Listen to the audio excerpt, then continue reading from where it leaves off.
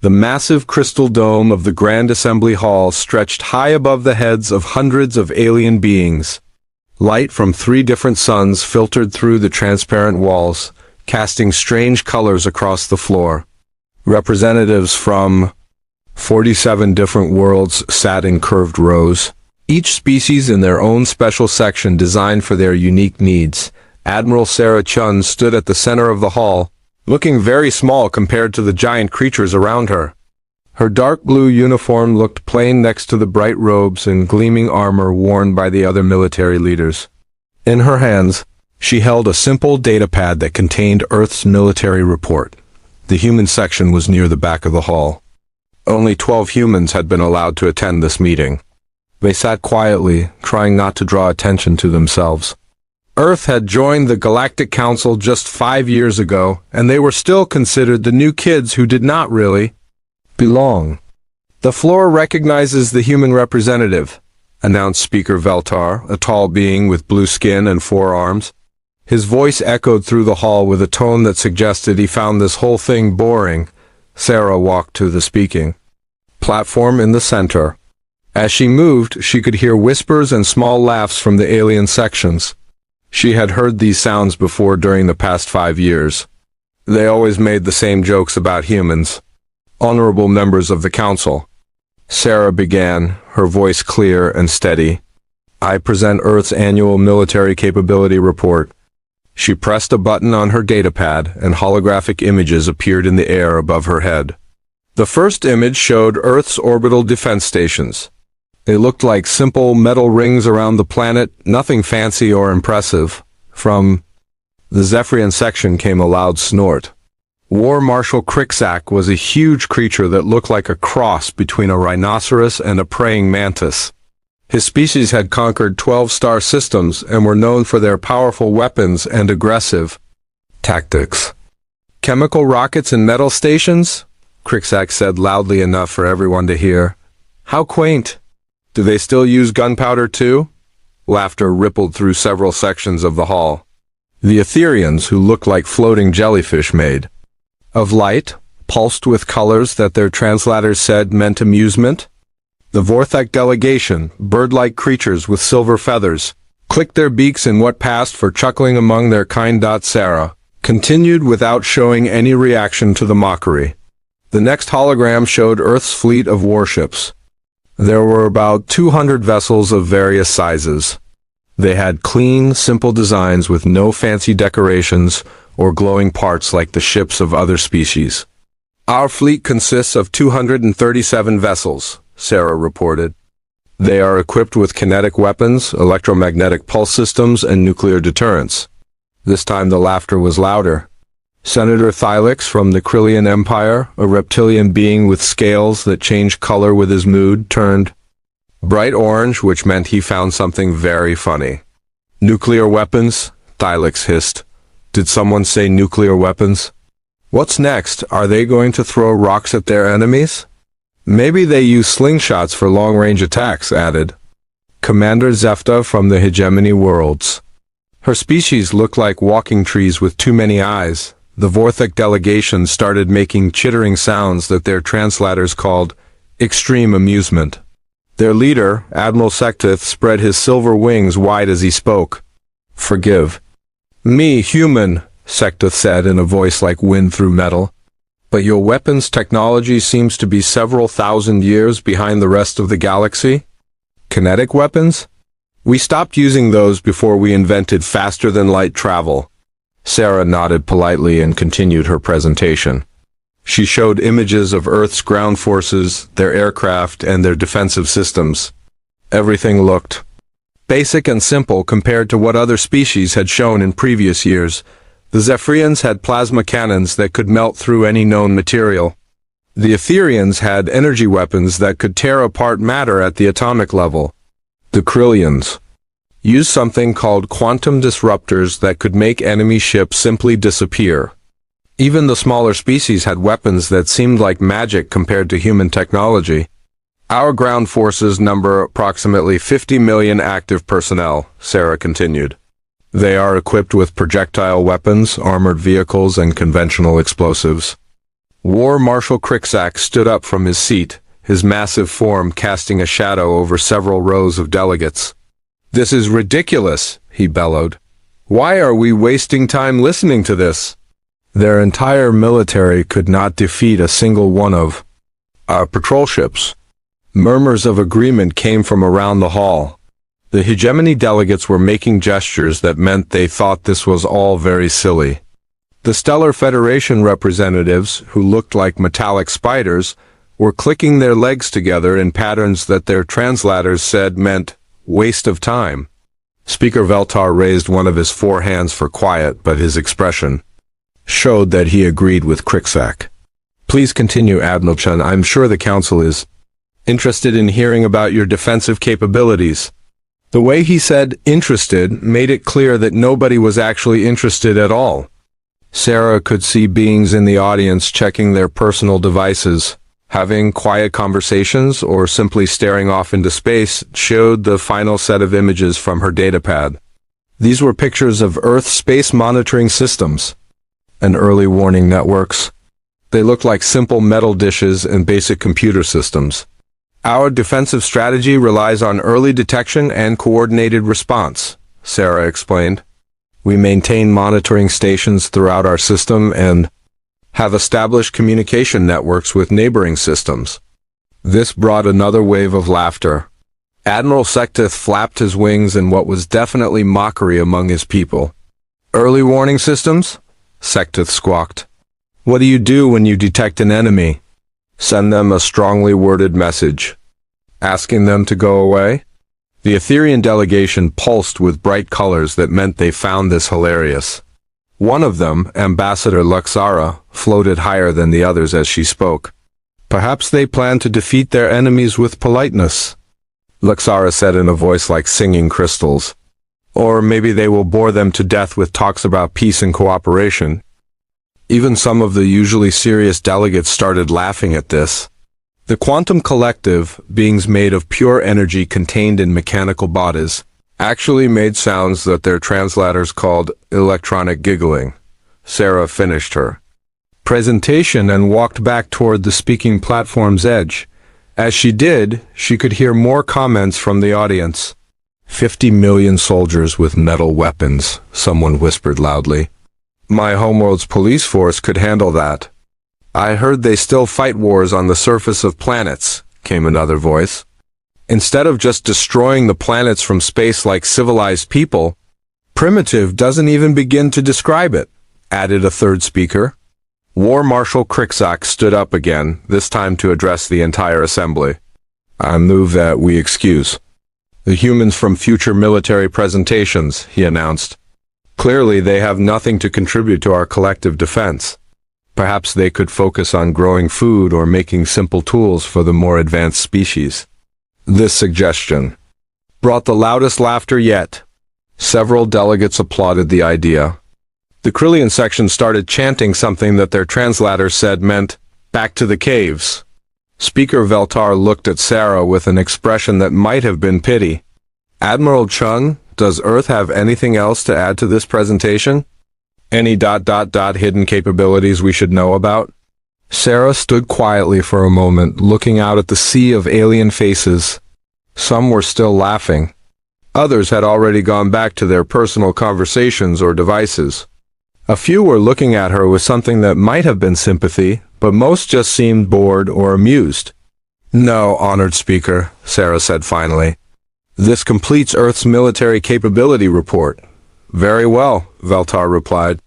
"The Council thanks Earth for its thorough presentation. Next, we will hear from the Stellar Federation about their new quantum torpedo technology." As Sarah walked back to the human section, the hall filled with excited chatter about the Stellar Federation's presentation. Nobody was talking about Earth anymore. They had already moved on to more interesting topics.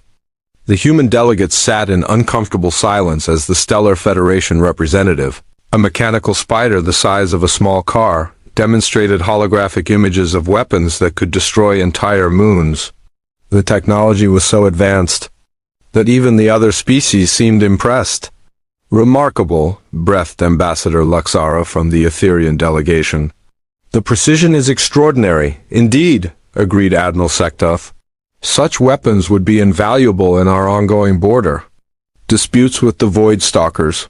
Sarah took her seat among the other humans and quietly put away her datapad. Around her, the other human delegates looked embarrassed and frustrated. Colonel Martinez, sitting to her left, leaned over and whispered angrily. "They're treating us like children with toy soldiers," he said quietly. "Let them," Sarah replied, her voice so low that only Martinez could hear. "Sometimes it's better when people underestimate you." The presentation continued with more demonstrations of advanced alien technology. Planet-cracking bombs, ships that could travel through dimensions, weapons that could stop time itself in small areas. Each new capability brought gasps of admiration from the audience. When the Stellar Federation finished, War Marshal Krikzak stood up again. "Now this is what real military power looks like," he declared, "not like the primitive toys we saw earlier." More laughter filled the hall. Sarah noticed that some of the smaller species were joining in now, probably hoping to gain favor with the more powerful members of the council. "Perhaps we should establish a special category for developing worlds," suggested Senator Thylix. "Somewhere they can play with their simple weapons without embarrassing themselves in front of the grown-ups." The suggestion was met with enthusiastic approval from most of the delegates. Sarah watched as species after species nodded their agreement. Even some of the humans looked like they wanted to sink through the floor in shame. Speaker Veltar called for order again. "We will consider all suggestions for improving future presentations," he announced. "For now, let us move on to the next item on our agenda." As the meeting continued, Sarah sat quietly and listened to more discussions about military technology and defensive strategies. Nobody asked for human input. Nobody seemed to remember that Earth was even part of the council. But Sarah remembered something that none of these laughing, superior beings knew. She remembered the real reason why Earth had joined the Galactic Council 5 years ago. And she remembered what was hidden in the dark spaces between stars, waiting patiently for the day when it might be needed. For now, though, she was content to let them laugh. 3 months had passed since the humiliating presentation at the Grand Assembly Hall. Life continued as normal throughout the galaxy. Trade ships moved between star systems, diplomatic meetings were held on schedule, and the various species went about their daily business without much worry. Admiral Sarah Chun was in her office on the human embassy station orbiting the council homeworld when the first alarm sounded.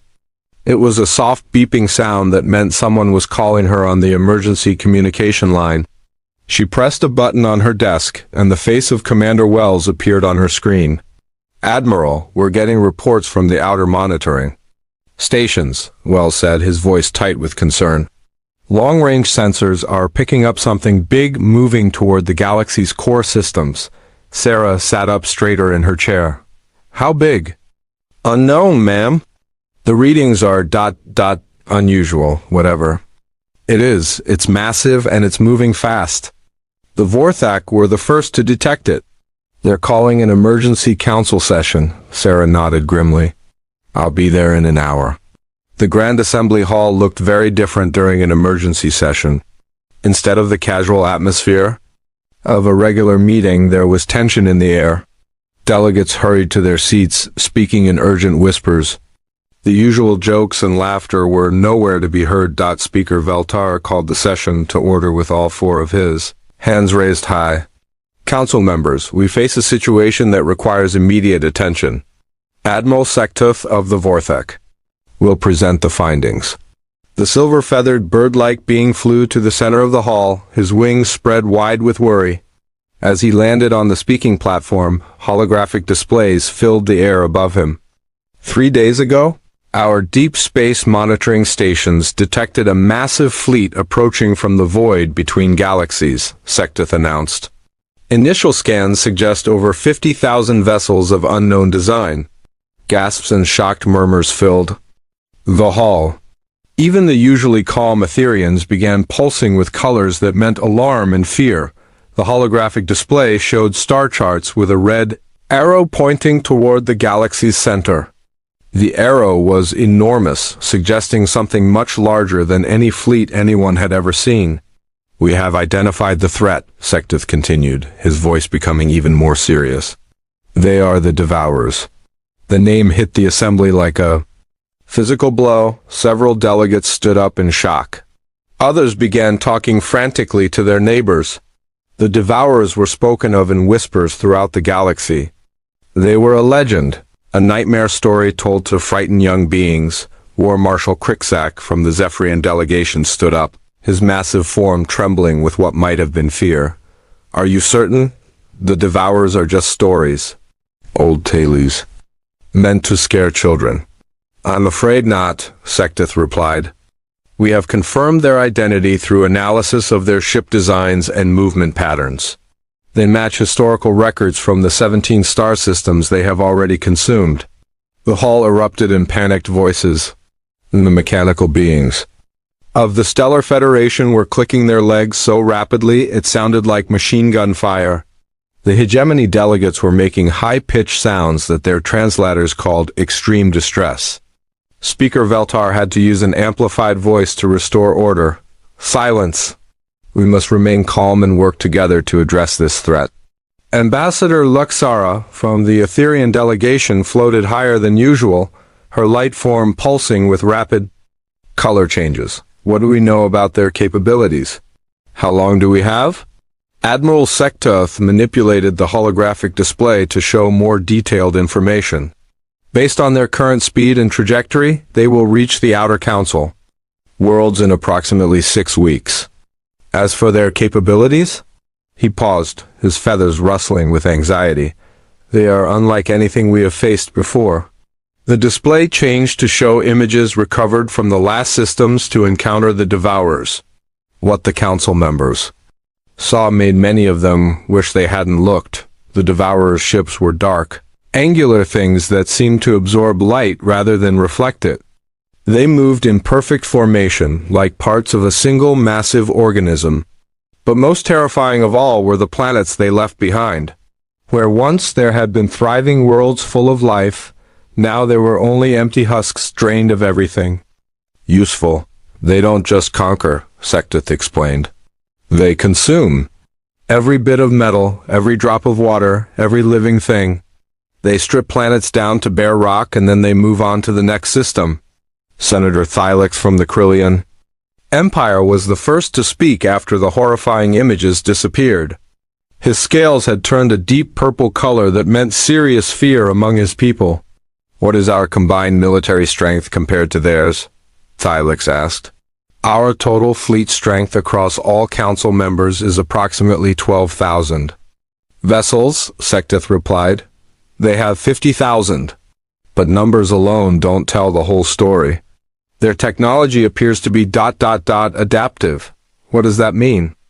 demanded Commander Zefta from the hegemony worlds. "It means they learn from every attack," Sectith explained. "Historical records show that weapons which work against them initially become useless after a few battles. They adapt their defenses." In real time, the implications of this sank in slowly. The assembled delegates began to understand that they weren't just outnumbered. They were facing an enemy that could evolve faster than they could change tactics. War Marshal Cricksack stood up again, this time without any of his usual arrogance. "We must mobilize immediately. Every ship, every weapon, every soldier. This is a fight for the survival of our civilization." "Agreed," said Ambassador Luxara. "The Etherean Collective will commit our entire fleet to the defense effort." One by one, the major military powers of the galaxy pledged their forces. The Vorthak would provide their advanced reconnaissance ships and tactical expertise. The Krillians would bring their quantum disruptors and heavy assault vessels. The Stellar Federation offered their planet-cracking torpedoes and shield technology, even. The smaller species promised to contribute what they could. The Quantum Collective would provide their energy weapons. The hegemony worlds would supply their massive carrier ships filled with fighter craft. As each species made their commitment, eyes gradually turned to the human section. Sarah Chun had been sitting quietly, listening to the discussions without saying a word. Finally, Speaker Veltar addressed her directly. Admiral Chun, what can Earth contribute to the defense effort? Sarah stood up slowly. Around her, she could feel the mixture of hope and doubt from the other delegates. They needed every ship they could get, but nobody expected much from the humans. Earth will commit our entire fleet, Sarah said simply. 237 vessels, as reported in our last military assessment. There was a moment of awkward silence. Everyone remembered the primitive weapons and simple technology that Earth had shown just 3 months ago. 200 ships with kinetic weapons wouldn't make much difference against 50,000 advanced alien vessels. War. Marshal Crixak tried to be diplomatic. Every contribution is valuable, Admiral Chun. Your ships can support the main battle lines. We'll take the rear guard positions, added Senator Thylix, his scales showing the color pattern for polite dismissal. Keep the humans safe while the real military forces engage the enemy. Sarah nodded without any sign of offense. As you wish. Earth's forces will take whatever position the Council deems appropriate. The emergency session continued for several more hours as military leaders worked out logistics and battle plans. The strategy was simple. Meet the Devourers at the edge of Council space with overwhelming force and try to stop them before they reached any populated systems. The greatest military minds in the galaxy worked together on the plan. Admiral Sektov would coordinate reconnaissance and early warning. War Marshal Crixak would lead the main assault forces. The Etherians would provide long-range energy bombardment while the Stellar Federation ships used their quantum weapons to punch through enemy lines. Human forces were assigned to protect supply lines and evacuate civilians if the main battle went badly. Nobody said it out loud, but everyone understood that the humans were being kept out of the real fighting for their own safety. 2 weeks later, the combined Council fleet assembled in the Helix Nebula just outside the galaxy's main spiral arm. It was the largest gathering of military forces in galactic history. 12,000 ships from 47 different species, all working together against a common threat. Admiral Sarah Chun stood on the bridge of the Earth flagship, a simple vessel called the Terra Nova. Through the main viewer, she could see the vast array of alien warships spread out across space. Massive Krillian dreadnoughts bristled with quantum weapons. Elegant Etherian ships glowed with contained energy. The mechanical precision of Stellar Federation vessels was obvious even from a distance. Compared to these marvels of technology, the human ships looked like ancient relics. Their simple metal hulls and basic weapon systems seemed almost primitive. In comparison, Admiral, called Lieutenant Park from the communications station, we're receiving the final battle plan from Council Command.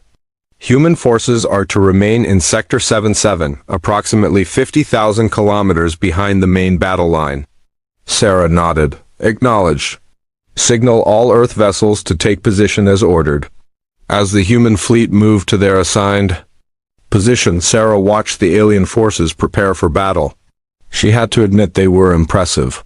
The coordination between different species was remarkable. The sheer firepower they could bring to bear was staggering. But Sarah also remembered something else. She remembered the classified files locked away in the deepest vaults of Earth's military archives. Files that contained the real history of humanity's expansion into space. Files that told a very different story about human military capabilities. For now, though, those files would remain secret. Earth would play the role assigned to them by the Council. They would be the primitive species with simple weapons, staying safely in the rear while the advanced civilizations fought the real war.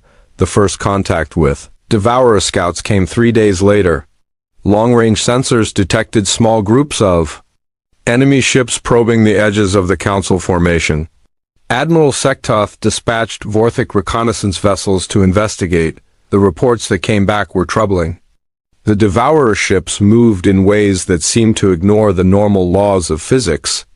They could accelerate and turn faster than should have been possible. Their hulls absorbed sensor scans, making it difficult to get accurate readings on their capabilities. They're testing us, reported Admiral Sektoth during the daily command briefing. Probing our formations, studying our tactics? They're learning about us before the main battle begins. War Marshal Cricksack was confident despite the troubling reports. Let them study us. When our full fleet engages them, they'll see what real military power looks like. The confidence was shared throughout the Council fleet. They had the best technology in the galaxy. They had tactical expertise built up over thousands of years of warfare. They had the advantage of fighting together on familiar ground. What they didn't have was experience fighting an enemy that could adapt to any weapon or tactic within hours of encountering it. The main Devourer fleet arrived exactly when the calculations predicted. 50,000 dark ships emerged from the void like a spreading stain across the stars. They moved in perfect coordination, forming attack patterns that no organic mind could have devised. The Council fleet moved to intercept them, 12,000. Ships against 50,000. The odds were terrible, but the alien commanders were still confident. They had quality on their side. Even if they lacked quantity, the first engagement began with long-range energy bombardment from the Etherian ships. Beams of pure light lanced across space, striking the leading edge of the Devourer formation. Several enemy ships were destroyed immediately, their hulls unable to withstand the concentrated energy. Cheers went up throughout the Council fleet. The enemy could be hurt. They could be defeated, but within minutes, the situation began to change. The next wave of Etherian attacks seemed to have less effect. The Devourer ships were already adapting their defenses, learning to absorb or deflect the energy weapons. The Stellar Federation launched their quantum torpedoes next. The first salvo was devastatingly effective, causing entire sections of the enemy fleet to simply vanish from existence. But by the third salvo, the torpedoes were being intercepted or neutralized before they could reach their targets. "They're adapting faster than we anticipated," Admiral Sekteth reported, his voice tight with worry. "Weapons that worked minutes ago are now useless." War Marshal Cricksack ordered the Zephyrian assault ships forward. Their plasma cannons opened fire at close range, melting through enemy hulls with superheated matter. For a brief moment, it looked like the close-range assault might work. Then the Devourers began returning fire. Their weapons were unlike anything the Council forces had seen before. Dark energy beams that seemed to drain the life from whatever they touched. Projectiles that phased through shields as if they weren't there. And most terrifying of all, some kind of virus weapon that turned Council ships against their own allies. The battle that was supposed to be a decisive victory quickly turned into a desperate retreat. Council ships fled in all directions as the adaptive Devourer fleet overwhelmed their defenses and turned their own tactics against them. In the space of 6 hours, the greatest military force in galactic history had been shattered. Thousands of ships were destroyed or captured. The survivors limped back toward Council space, carrying the terrible news of their defeat. The Devourers, meanwhile, continued their advance toward the core worlds, their dark fleet now swollen with captured Council technology and the knowledge of how to defeat everything the galaxy could throw at them. From her position in the rear guard, Admiral Sarah Chun watched the disaster unfold with growing concern. Around her, the other human ships maintained their assigned positions, waiting for orders that might never come. "Admiral," called Lieutenant Park, "we're receiving scattered communications from the retreating Council forces." "It sounds like they're in full retreat," Sarah nodded grimly. "Signal Earth Command. Tell them we may need to implement Protocol 7 after all." "Ma'am?" Park looked confused. "I'm not familiar with that protocol." Sarah looked out at the approaching Devourer fleet, now enhanced with stolen Council technology and adaptive capabilities that made them nearly unstoppable. "No reason you should be, Lieutenant," she replied quietly.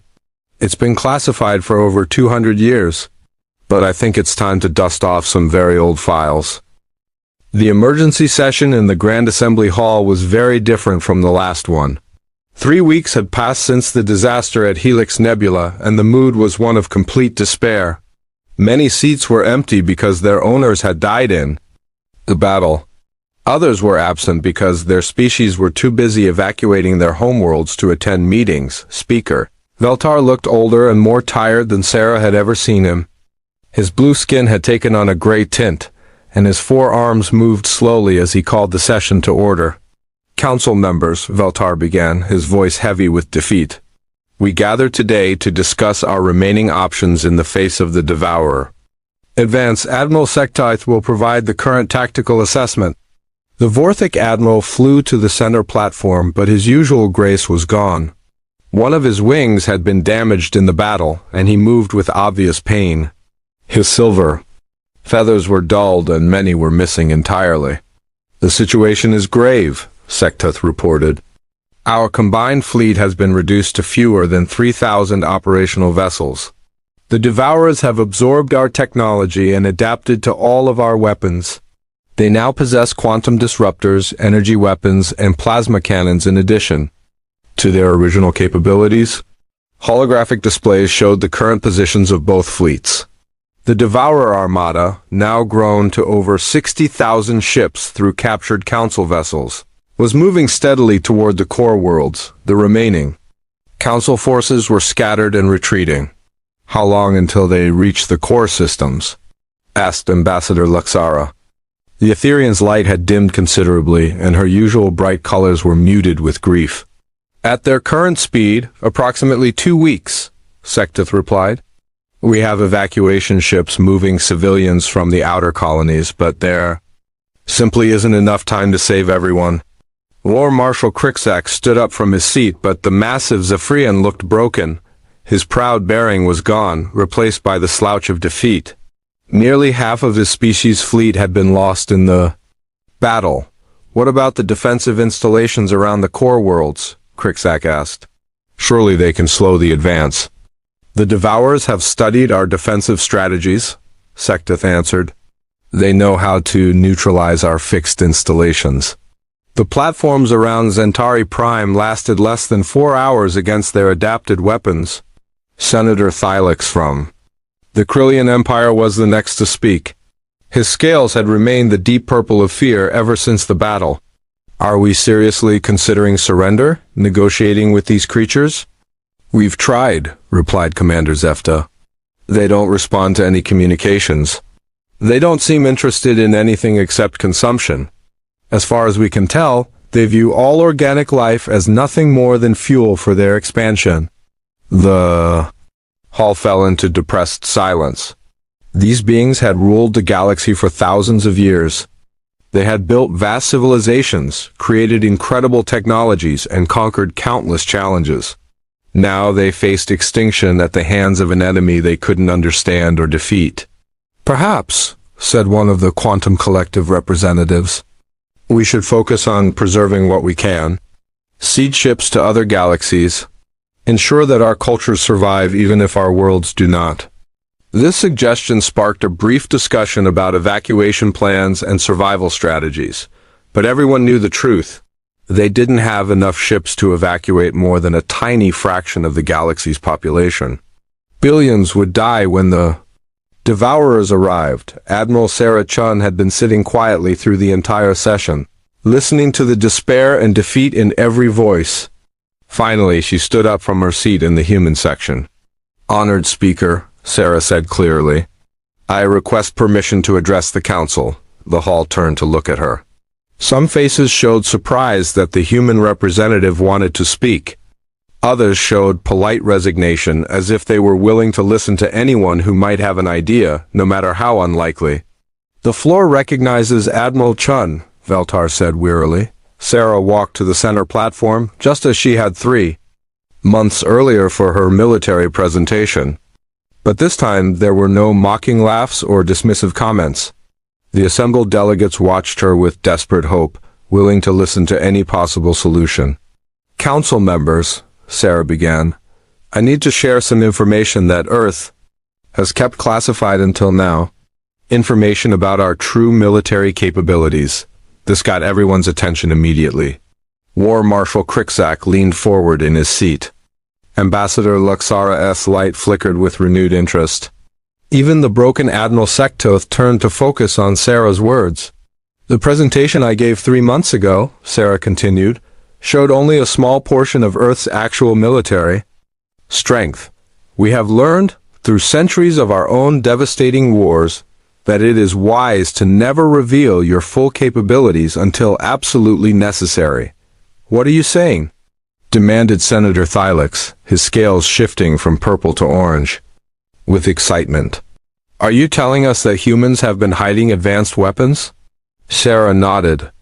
I'm saying that humanity has spent the last 500 years preparing for exactly this kind of threat. We have been watching the galaxy, learning from every conflict, and developing technologies specifically designed to fight enemies that conventional weapons cannot defeat.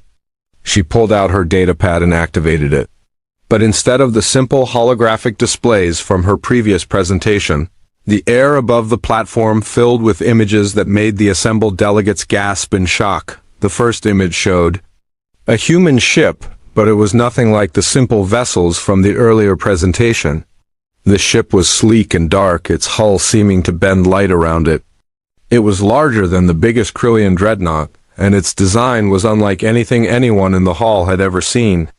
This is the Earthship Prometheus, Sarah explained. It is one of 50 vessels in our strategic defense fleet. Each ship is equipped with quantum-entangled weapon systems, matter-antimatter cascade bombs, and adaptive AI tactical networks. The next image showed an entire fleet of these mysterious ships. They moved in formations that seemed to flow like water, changing shape and position in ways that suggested incredible coordination. How is this possible? Whispered Ambassador Luxara. We've monitored your communications, your industrial capacity. There's no way you could have built such vessels without us knowing. Sarah smiled for the first time since the crisis began. Our actual industrial capacity is not located in this galaxy. Humanity began expanding into neighboring galaxies over 300 years ago. What you see here represents the combined resources of 17 different star systems across 4 galaxies. The hall erupted in shocked voices. The implications were staggering. Humanity wasn't the primitive, struggling species they had appeared to be. They were already an intergalactic civilization with resources that dwarfed anything the Council could imagine. But why hide this? Demanded War Marshal Krikzak. Why pretend to be weak and primitive? Because, Sarah replied, we learned long ago that being underestimated is often the greatest advantage you can have. While you were building larger weapons and stronger ships, we were studying your mistakes and preparing for the enemies you couldn't defeat. The holographic display changed again, showing weapon tests that made the assembled delegates step back. In their seats, beams of energy that could destabilize stars, gravitational weapons that could compress matter into black holes, and most incredible of all, technology that seemed to manipulate the basic laws of physics themselves. These weapons are designed specifically to fight adaptive enemies, Sarah explained. Each system uses principles that cannot be easily copied or countered. Where conventional weapons rely on energy or matter, ours manipulate fundamental forces that exist at the quantum level. Admiral Sektith found his voice first. Are you saying you have weapons that the Devourers cannot adapt to? I'm saying we have weapons that work on principles the Devourers have never encountered, Sarah replied. Our quantum-entangled systems exist in multiple dimensions simultaneously. Our gravitational manipulators affect space-time itself, and our AI networks operate on quantum consciousness principles that make them impossible to hack or infiltrate. The excitement in the hall was building rapidly. For the first time in weeks, the assembled delegates were hearing something other than news of defeat and retreat. How many ships do you have? Asked Commander Zefta. Our strategic defense fleet consists of 50 capital ships, each more powerful than anything currently in this galaxy, Sarah answered. But more importantly, we have tactical systems that can coordinate the actions of every human vessel as if they were parts of a single organism. She manipulated her datapad again, and the holographic display showed a battle simulation. Human ships moved in perfect coordination, their weapons firing in patterns that seemed almost like a dance. Enemy vessels representing the Devourers. Tried to adapt, but the human tactics changed faster than the enemy could evolve. This is theoretical, of course, Sarah said. We've never actually fought the Devourers. But our simulations suggest that our adaptive AI can outthink their adaptive technology. War Marshal Cricksack stood up, his earlier depression replaced by something that might have been hope. When can these ships arrive? How quickly can they get here? They're already here, Sarah replied calmly. The silence that followed was absolute. Every being in the hall stared at Sarah as if she had just announced that the suns were about to explode. What do you mean, they're already here? Asked Speaker Veltar. Sarah touched her datapad one more time.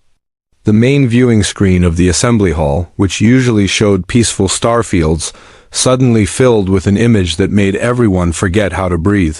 50 ships hung in space just outside the station. But calling them ships was like calling a mountain a rock. These vessels were enormous, sleek, and beautiful in a way that seemed almost alive. They moved slowly through space, their hulls shifting and changing as if they were made of liquid metal. The Earth Strategic Defense Fleet has been monitoring this situation since the first Devourer scouts were detected, Sarah explained. We've been studying their capabilities and preparing our response. With the Council's permission, we are ready.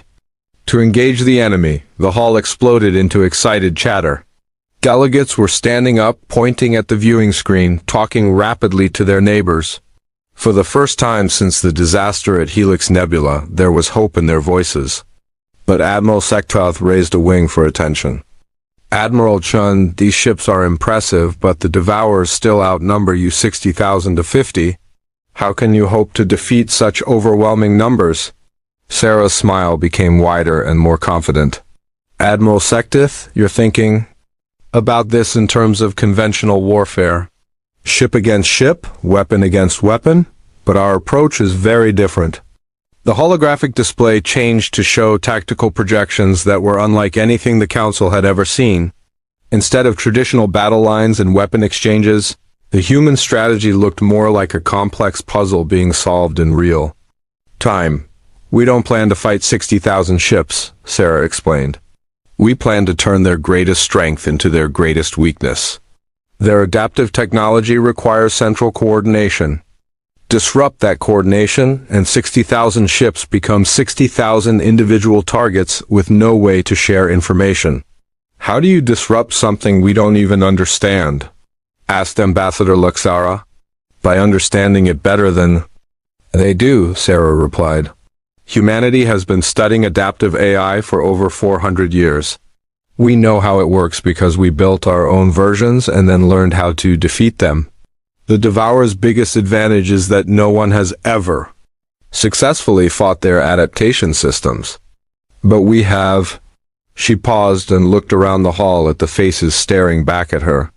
These beings had spent months in despair, convinced that their civilizations were doomed. Now they were hearing that salvation might be possible. There's something else you need to understand, Sarah continued.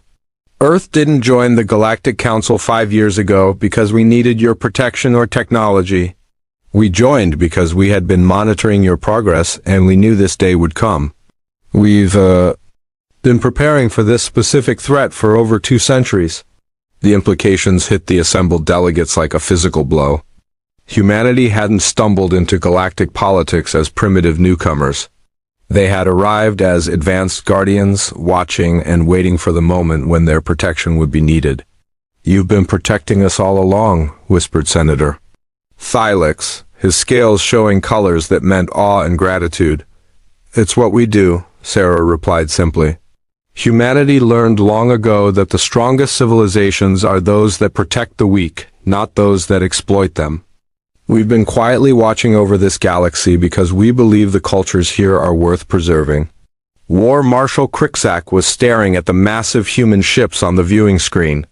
Why reveal this now? Why not continue to hide your capabilities? Because, Sarah said, the time for hiding is over. The Devourers represent a threat that requires our full capabilities to defeat.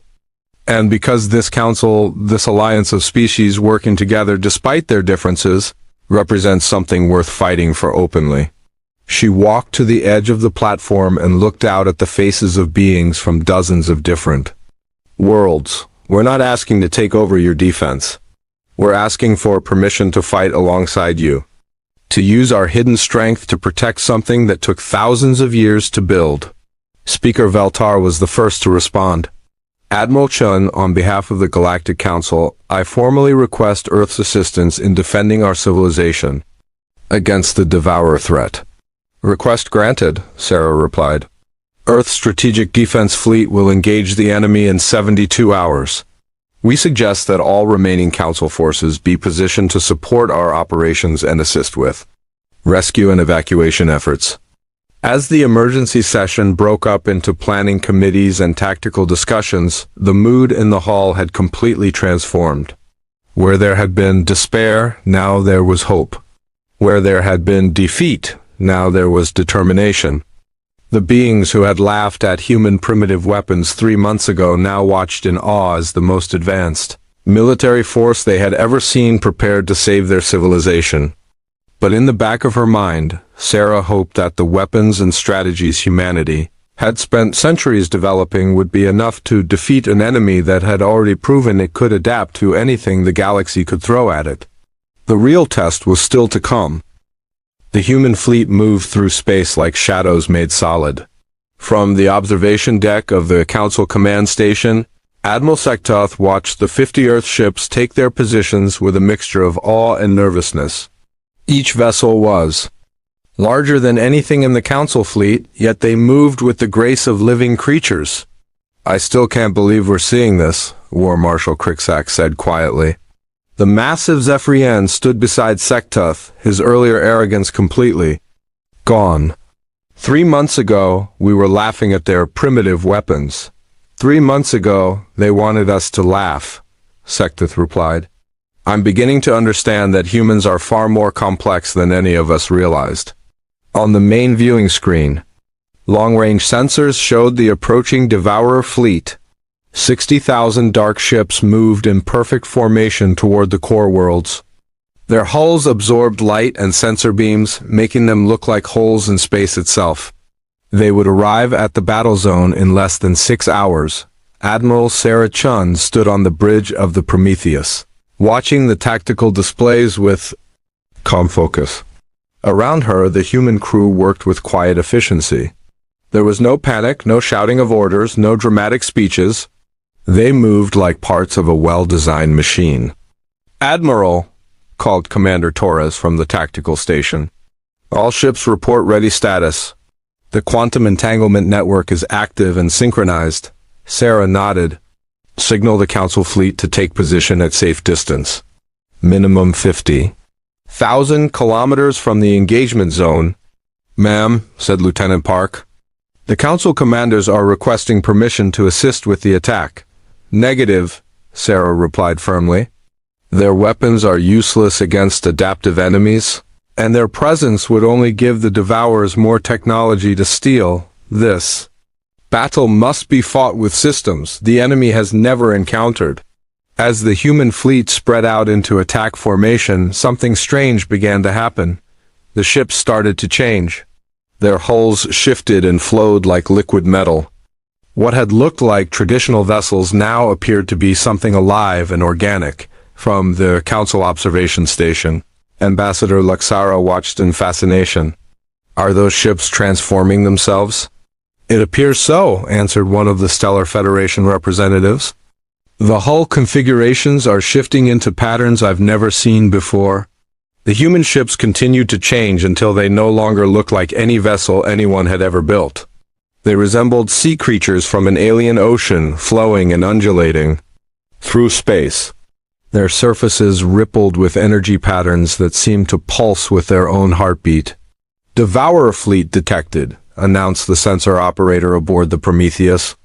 Range 2 million kilometers and closing. Estimated time to contact, 4 hours and 17 minutes. Sarah walked to the center of the bridge and activated the ship's communication system. All units, this is Admiral Chun. Initiate Phase 1 of Operation Silent Thunder. Begin quantum displacement. What happened next made the watching council delegates question everything they thought they knew about physics. The human ships simply vanished. One moment they were visible on every sensor, and the next moment they were gone completely. "Where did they go?" demanded War Marshal Cricksack. "Unknown," replied Admiral Secteth, his voice filled with confusion. "They're not showing up on any of our sensors. It's as if they never existed." On the bridge of the Prometheus, Sarah could see everything perfectly. The quantum displacement system had shifted the human fleet into a parallel dimensional space. They could observe and interact with normal space, but nothing in normal space could detect them. "Fascinating technology," said Commander Torres. "We're essentially fighting from a dimension that the enemy doesn't know exists." "That's the theory," Sarah replied. "Let's see if it works in practice. Time to first contact?" 2 hours, 15 minutes, reported the sensor operator. The Devourer fleet continued its approach, completely unaware that 50 of the most advanced warships ever built were moving alongside them in dimensional space. The dark ships maintained their perfect formation, their adaptive sensors scanning for threats that they couldn't detect. "Admiral," called Lieutenant Park, "we're receiving a transmission from the lead Devourer vessel." Sarah raised an eyebrow. "They're trying to communicate? That's new. Put it through." The main screen filled with an image that made several bridge crew members step back in shock. The being that appeared was clearly artificial, but it had once been organic. Pieces of different species had been combined with mechanical parts to create something that was neither alive nor dead. "Resistance is unnecessary," the creature said in a voice that sounded like grinding metal. "Your biological and technological distinctiveness will be added to our collective. Surrender now and your assimilation will be efficient." Sarah looked at the horrifying combination of flesh and machine on her screen. "I am Admiral Sarah Chun of the Earth Strategic Defense Fleet. You have entered Council space without permission and have destroyed 17 star systems. You will cease your advance and withdraw immediately." The creature on the screen made a sound that might have been laughter. "Earth, we have analyzed your species from the battle at Helix Nebula, primitive kinetic weapons and chemical propulsion. You pose no threat to our collective." "You might be surprised," Sarah replied calmly. "Surprise is not possible," the creature responded. "We have adapted to every weapon system in this galaxy. Your Council's plasma cannons, quantum disruptors, and energy weapons are now part of our capabilities. What can your primitive species offer that we have not already assimilated?" Sarah smiled coldly. "Something you've never seen before." "Chun out." The transmission ended, and Sarah turned to her tactical officer. "Commander Torres, how long until we're in optimal firing position?" 30 minutes, Admiral. "The enemy fleet will be concentrated in the Meridian System's asteroid field. Perfect location for our gravity weapons." "Excellent. Signal all ships to prepare for Phase 2, full-spectrum quantum attack." 30 minutes later, the Devourer fleet entered the asteroid field exactly as predicted. The dark ships moved through the space rocks without concern, their sensors detecting no threats anywhere in the system. That was when the human fleet attacked. The assault began with weapons that the Devourers could not understand because they worked on principles that didn't exist in normal space. Quantum entangled beams reached across dimensional barriers to strike targets that had no idea they were being attacked. The first wave of Devourer ships simply ceased to exist. One moment they were flying through the asteroid field, and the next moment they were gone. No explosion, no debris, no energy signature. They were there, and then they were not. What happened to them? The lead Devourer creature broadcast on all frequencies. Where did our ships go? The human fleet remained invisible as they continued their attack. Gravitational weapons reached out to grab clusters of enemy vessels and compress them into points of infinite density. Hundreds of ships were crushed into black holes so small they evaporated almost instantly on the Council observation station. The watching delegates could only see the effects of the battle. Devourer ships were disappearing or being destroyed by weapons that produced no visible beams or explosions. It looked like the enemy fleet was being attacked by ghosts. Incredible, whispered Senator Thylix. The humans are winning and we can't even see how they're doing it. The Devourers tried to adapt to the attack, but they couldn't adapt to weapons they couldn't detect. Their sensors showed no enemy ships, no energy signatures, no incoming projectiles. Their fleet was being destroyed by forces that seemed to come from empty space. All units, came Sarah's voice over the human fleet's communication system. Initiate Phase 3, Reality Anchor Deployment. What happened next was beyond anything the council delegates could have imagined. The human ships began to manipulate space and time itself. They created pockets of altered physics where the laws of nature worked differently. Inside these reality anchors, the Devourer's adaptive technology simply stopped functioning. Ships that had been invulnerable to every weapon in the galaxy suddenly found themselves vulnerable to basic kinetic force. Their advanced hulls became as fragile as paper. Their powerful shields became useless decorations. Impossible, the lead Devourer creature broadcast, its voice now showing something that might have been fear. Our adaptive matrices are failing. We cannot analyze the attack vectors. That's because there are no attack vectors, Sarah replied, her fleet still invisible to enemy sensors. We're not attacking you with weapons. We're changing the fundamental nature of reality around you.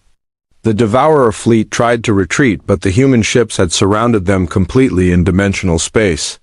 Every escape route was blocked by vessels that couldn't be detected or targeted. How are you doing this? The Devourer creature demanded. What technology are you using? Technology you can't steal because it doesn't exist in your universe. Sarah answered. We're fighting you from a dimension. You can't enter and using principles your collective consciousness can't comprehend. The battle continued for 3 more hours, but the outcome was never in doubt. The Devourers had built their entire strategy around adapting to conventional weapons and tactics. They had no defense against enemies who could rewrite the laws of physics or attack from parallel dimensions. One by one, the dark ships were destroyed or captured. Some were compressed into gravitational singularities. Others were dissolved at the molecular level by quantum disintegration beams. A few were simply transported to empty regions of space where they would drift harmlessly for eternity. But the most remarkable part of the battle came near the end, when the human fleet began to do something unprecedented. Instead of simply destroying the remaining Devourer ships, they began to reverse the damage the enemy had caused. Phase 4. Initiated, Sarah announced. Molecular reconstruction and life restoration protocols are now active. The human ships began to rebuild everything the Devourers had destroyed. Broken council vessels were reconstructed from their scattered atoms. Dead crew members were restored to life using genetic templates stored in quantum memory banks. Even entire planets that had been stripped bare were reformed and repopulated. From the council observation station, the watching delegates saw their destroyed fleet slowly materialize in perfect condition. Ships that had been vaporized in the battle at Helix Nebula appeared in space as if they had never been damaged. This is impossible, Admiral Sectuth whispered. They're bringing back the dead. They're reversing destruction itself. Not reversing, corrected Ambassador Luxara, her light pulsing with amazement. Rebuilding. They're rebuilding everything from nothing. On the bridge of the Prometheus, Sarah watched the reconstruction process with satisfaction. How many council vessels have been restored, Commander Torres? All of them, Admiral. 9,437 ships, exactly as they were before the first battle. All crew members have been restored to life with their memories intact up to the moment of their destruction. And the Devourer fleet? Completely neutralized. 58,712 vessels destroyed or captured. No survivors, but we've extracted their entire database of consumed civilizations. The reconstruction protocols can restore every species they've assimilated over the past 1,000 years. Sarah nodded with grim satisfaction. Signal the council fleet. Tell them they can return to normal space. The threat has been eliminated. As the human fleet emerged from dimensional space, they appeared around the remnants of the Devourer Armada. like avenging angels made of metal and light. The enemy ships that remained were dead hulks drifting in space, their adaptive technology permanently disabled. "Admiral Chun," came a transmission from the Council Command Station. "This is Speaker Veltar. On behalf of the entire Galactic Council, how do we even begin to thank you?" Sarah's voice came back calm and steady. "No thanks necessary. Speaker Veltar, we did what we came here to do. The galaxy is safe.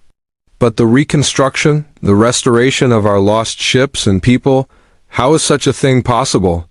When you can manipulate matter and energy at the quantum level," Sarah replied, "death becomes just another engineering problem to solve." The human fleet began to form up for departure, their mission complete. The crisis that had threatened to destroy galactic civilization had been ended in a single battle that most observers couldn't even see. "Admiral," called Commander Torres. "All systems report mission successful. Ready to return to dimensional space for the journey home." Sarah looked out at the restored Council fleet and the debris of the Devourer Armada. "Not yet, Commander. There's still one more thing we need to do." She activated the communication system one more time. "This is Admiral Chun to all Council vessels. You might want to gather your representatives for one final meeting. There are some things about galactic security that we need to discuss." The battle was over, but Sarah knew that the real conversation was just beginning. The galaxy had seen what humanity could do when fully committed to a fight. Now it was time to talk about what came next. 1 week after the Silent War, the Grand Assembly Hall looked different than it ever had before. The same crystal dome stretched overhead, and the same curved seating arrangements held representatives from all 47 member species. But the atmosphere was completely changed. Where once there had been casual chatter and easy laughter, now there was respectful silence. Where delegates had once lounged in their seats with comfortable arrogance, now they sat straight with careful attention. Every eye in the hall was focused on the human section, where Admiral Sarah Chun sat quietly among her small delegation. "Speaker." Veltar called the session to order with more formality than anyone had ever seen from him. His forearms moved with precise ceremony as he addressed the assembly. "Council members," Veltar began, "we gather today to discuss the new realities of galactic security following the defeat of the Devourer threat. The floor recognizes Admiral Sarah Chun of Earth." Sarah stood and walked to the center platform, just as she had done twice before in this same hall. But this time, her footsteps echoed in complete silence. No one whispered, no one laughed. No one even seemed to breathe as she took her position. "Honored delegates," Sarah began, "I want to start by addressing the questions that I know are on everyone's minds. How long has humanity possessed these capabilities? Why did we hide them? And what does this mean for the future of the Galactic Council?" She paused and looked around the hall at faces that showed mixtures of awe, fear, gratitude, and uncertainty. To answer the first question, Sarah continued, "Humanity has been developing these technologies for over 400 years. We began serious research into dimensional warfare and quantum manipulation shortly after we achieved faster-than-light travel." Admiral Sektuth raised a wing to speak. "Admiral Chun, our records show that humanity achieved FTL travel only 60 years ago. How is it possible that you've been researching these technologies for 4 centuries? Sarah nodded, having expected this question. "Because humanity achieved FTL travel over 500 years ago, not 60. What you detected 60 years ago was our first contact mission to this galaxy. We had been exploring other galaxies for centuries before we ever made contact with the Council." The implications of this statement hit the assembly like a physical blow. Several delegates stood up in shock. Others began talking rapidly to their neighbors. The Stellar Federation representatives clicked their legs so quickly it sounded like rattling metal. "You've been watching us for centuries?" asked Ambassador Luxara, her light flickering with confusion and concern. "Not watching," Sarah corrected. "Protecting. There's a difference. We've been monitoring this galaxy for signs of threats that the local civilizations couldn't handle alone. The Devourers were exactly the kind of enemy we were prepared to face. War Marshal Cricksack stood up, his massive form trembling with emotion. You let us struggle with our wars, our conflicts, our territorial disputes while you had the power. To stop all of it, Sarah's expression became more serious. Marshal Cricksack, what you call struggles and conflicts, we call growth and learning. Every civilization must find its own path to maturity. We intervene only when faced with threats to existence itself. She activated her datapad, and holographic displays filled the air above the platform. But these images were different from anything she had shown before. They showed a vast network of galaxies connected by streams of light. This is the reality of human civilization, Sarah explained. We are present in over 300 galaxies. We monitor thousands of developing civilizations.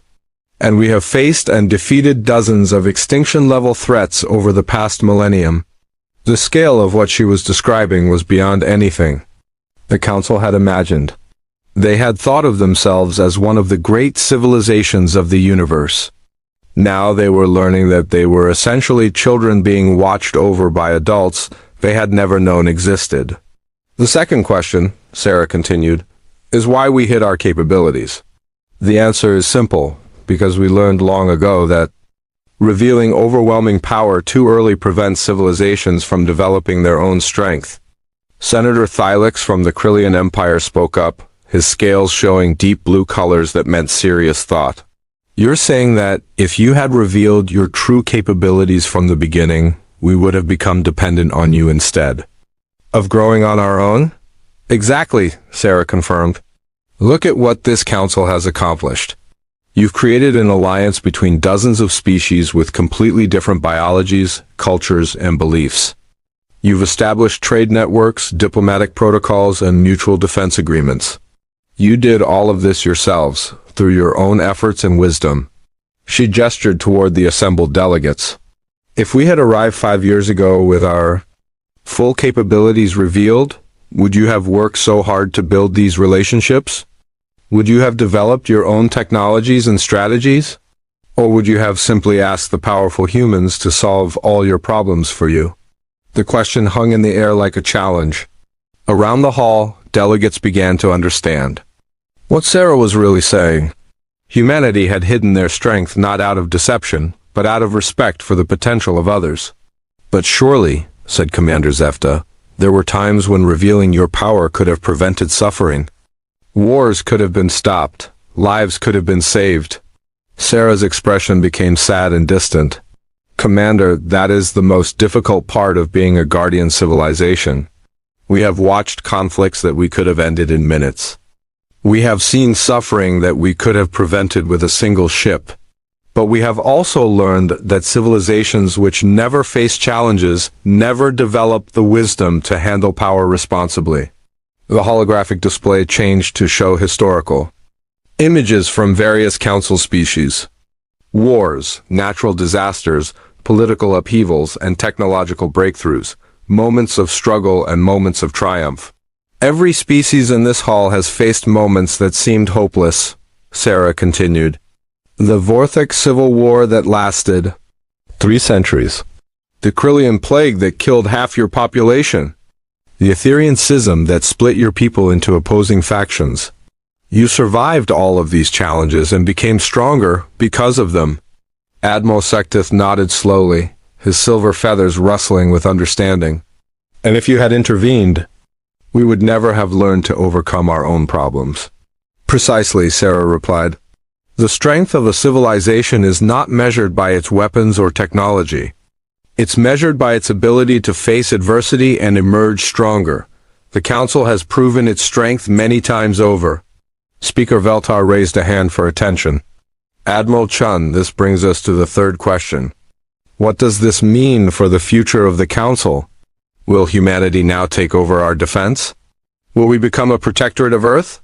Sarah shook her head firmly. Absolutely not.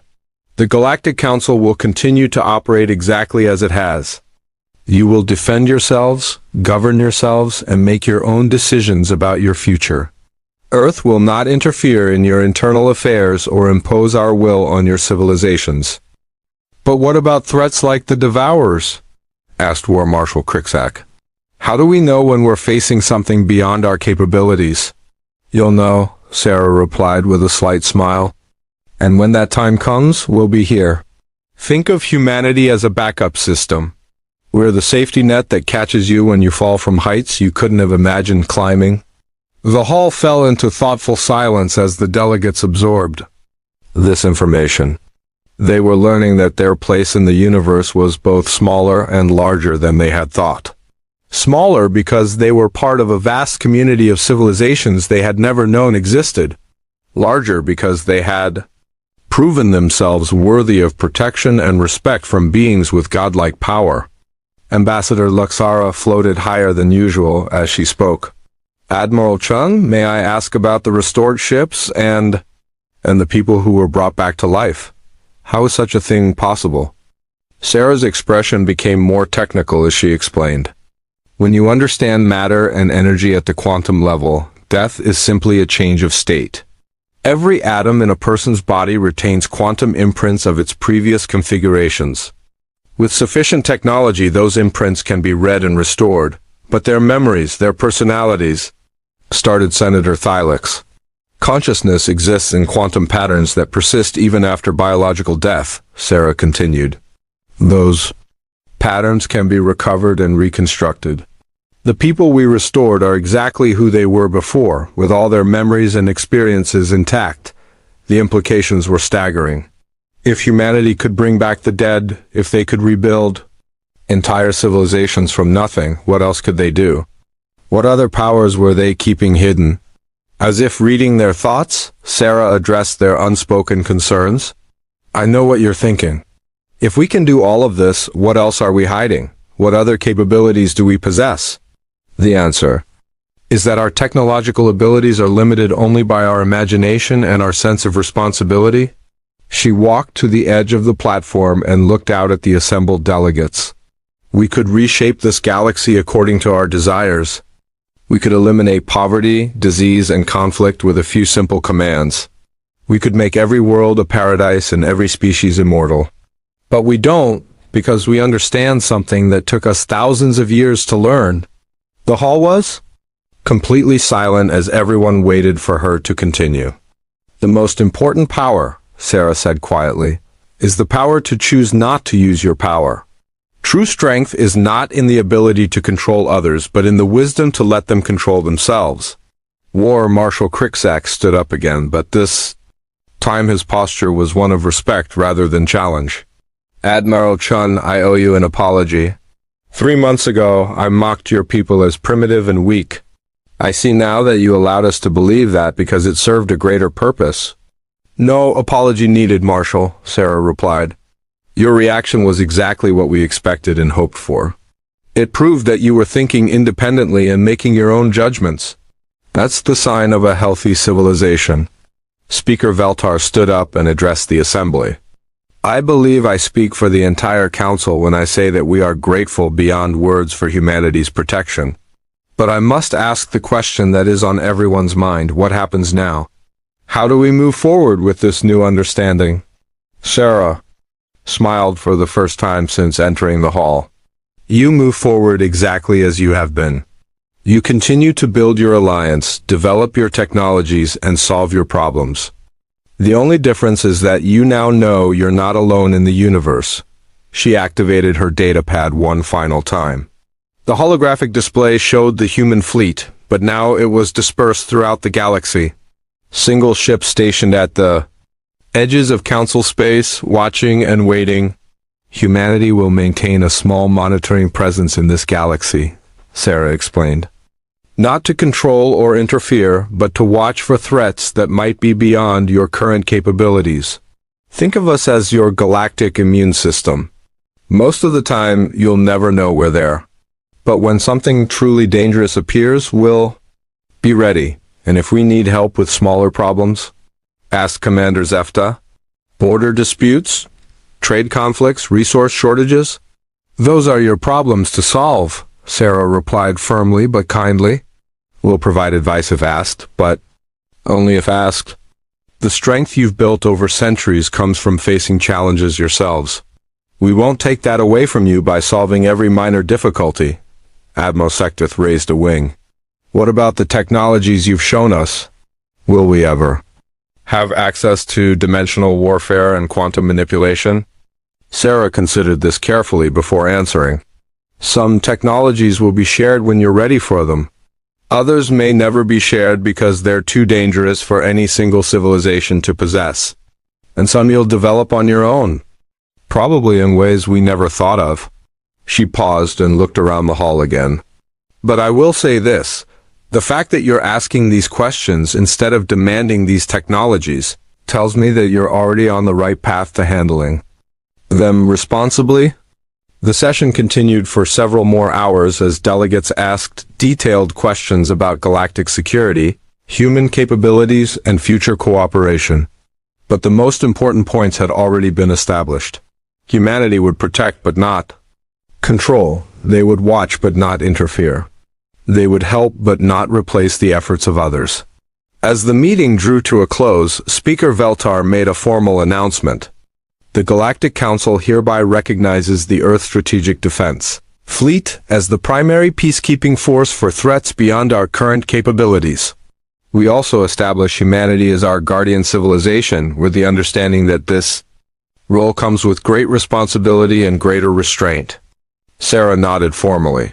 Earth accepts this responsibility. We pledge to protect this galaxy and its civilizations, while respecting their right to grow and develop according to their own choices. As the delegates began to file out of the hall, the atmosphere was one of quiet satisfaction mixed with awe. They had learned that they were part of something much larger than they had ever imagined. But they had also learned that they were valued and respected members of a community that spanned multiple galaxies. War Marshal Krikzak approached Sarah as she gathered her materials. Admiral Chun, I have one final question. When you first presented your military capabilities 3 months ago, did you know then that the Devourers were coming? Sarah looked at the massive Zephyrian with an expression that might have been amused. Marshal, we've been tracking the Devourers for over 50 years. We knew exactly when they would arrive and exactly what it would take to defeat them. The only question was whether this galaxy's civilizations were worth saving. And your conclusion? Sarah smiled as she looked around the nearly empty hall. The Galactic Council is one of the most remarkable political achievements we've encountered. In 3 centuries of exploration, species with completely different biologies and cultures working together for the common good, it was definitely worth saving. As the last delegates left the hall, Sarah stood alone on the platform where she had been mocked just months earlier. The beings who had laughed at human primitive weapons now understood that humanity's greatest weapon had never been their technology. It had been their wisdom to use that technology responsibly.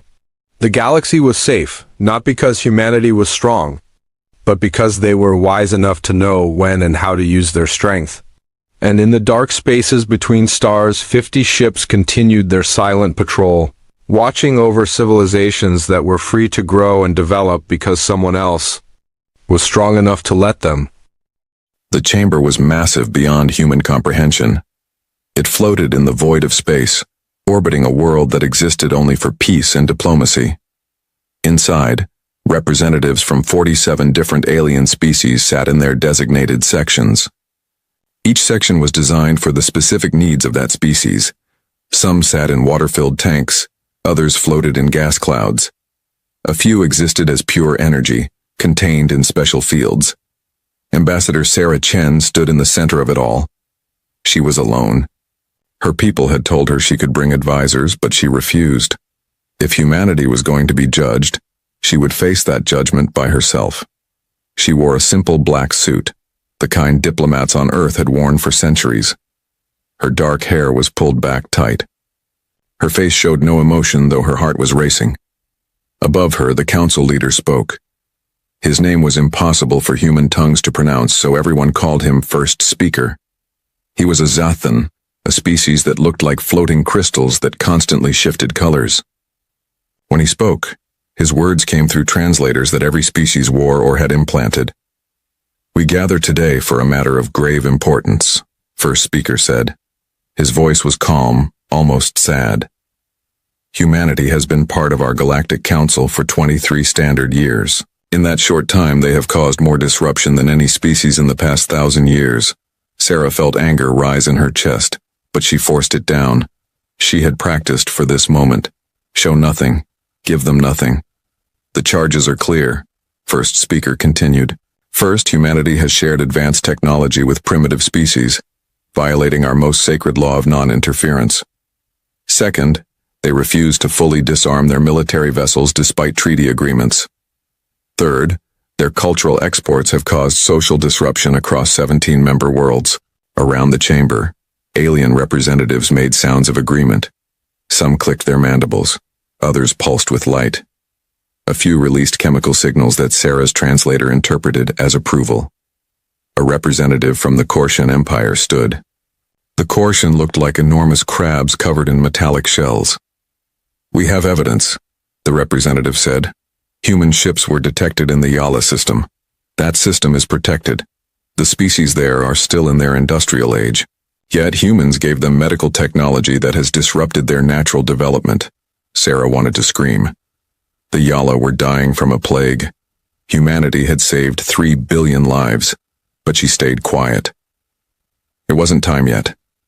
Another representative spoke, this one from the Valerian Collective. Valerians were telepathic beings that looked like tall, thin humanoids with smooth gray skin. Human entertainment programs have infiltrated our youth networks. These programs promote violence, chaotic thinking, and individual desire over collective good. Our children now question authority. They want adventure. They reject the peace we have built. More sounds of agreement echoed through the chamber.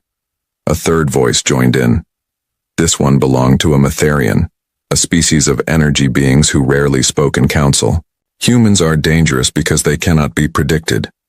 Every other species in this council thinks in patterns we understand. Humans think in chaos. They plan for disasters that may never happen. They create weapons they hope never to use. They are a warrior species pretending to be civilized. Sarah's jaw tightened. 23 years. That's all humanity had been given. 23 years to prove themselves among species that had been spacefaring for thousands of years. They had made mistakes, yes, but they had also contributed. Human doctors had developed new medical techniques. Human engineers had improved ship designs. Human artists had created works that moved even alien hearts. None of that seemed to matter now. First speaker's crystals dimmed, a sign of regret among his people. "Ambassador Chen, you may now speak in humanity's defense." Sarah took a deep breath. This was it. She activated her own holographic display showing images and data. "Honorable council members," she began, her voice steady and clear. "You call us chaotic. We call it adaptability. You call us violent. We call it the ability to protect ourselves and others. You call us unpredictable. We call it creative thinking." She changed the display to show Earth. "We come from a death world. That's what your own scientists labeled it. High gravity, extreme weather, thousands of predator species, diseases that evolve faster than most species in this galaxy can adapt. We didn't evolve in paradise. We evolved in hell. And we survived." Some of the council members shifted uncomfortably. It was true. Earth was classified as one of the most dangerous habitable worlds ever discovered.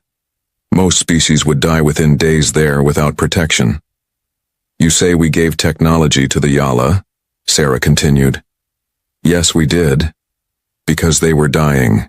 Because we have a saying on Earth. With great power comes great responsibility. We had the power to save them. So we did." "Is compassion now a crime?" "The law is the law," a council member called out.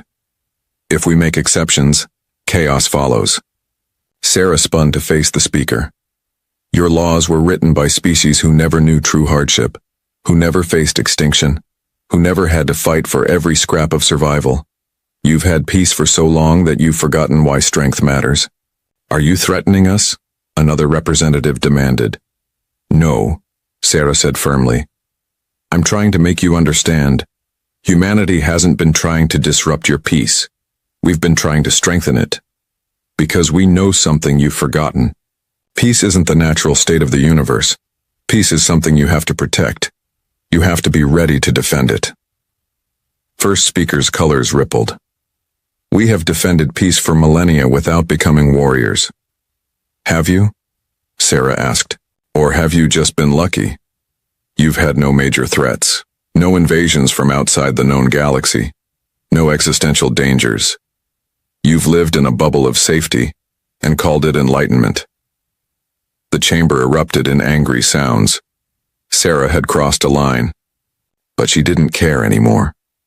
She could see it in their faces, their energy patterns, their body language. They had already decided. This trial was just for show.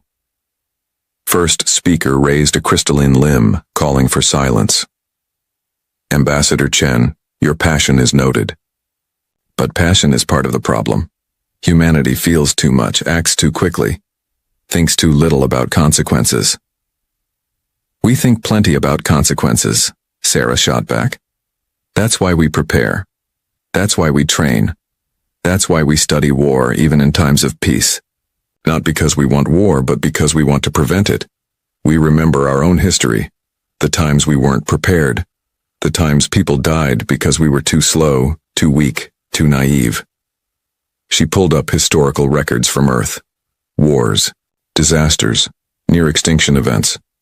We came from this. We survived this. And we learned from it. Every other species in this council evolved on easy worlds. You had time to develop philosophy before you needed weapons. You could afford to be peaceful. We couldn't. And that doesn't make us evil. It makes us realistic. The Valerian representative spoke again, her telepathic voice calm. That is precisely why you must leave. Your realism, as you call it, is poison to the peace we have built. You make others doubt. You make them fear. You remind them that the universe can be cruel. We don't need that reminder. Sarah felt her last hope dying. So you'd rather live in a comfortable lie than face an uncomfortable truth? We would rather live in peace, first speaker said. The vote will now commence. All those in favor of expelling humanity from the Galactic Council and restricting them to their home system, signify now. Around the chamber, lights began to glow. Each species had their own way of voting. The Zothan glowed blue. The Korsian raised their claws. The Valerians released pulses of telepathic agreement. Sarah watched as the votes came in. 39 glowing lights. 39 species saying humanity didn't belong. Only 8 lights remained dark. 8 species who voted against the expulsion. Sarah noted them. She would remember those 8. They were the only ones who gave humanity a chance.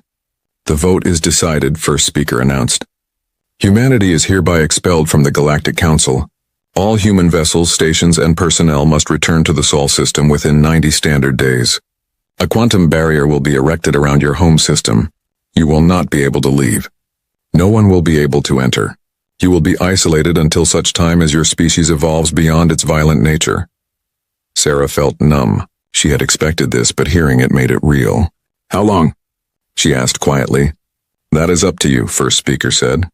When your species has learned true peace, when you have abandoned your weapons and your warrior ways, you may petition for readmission. We estimate it will take at least 500 years.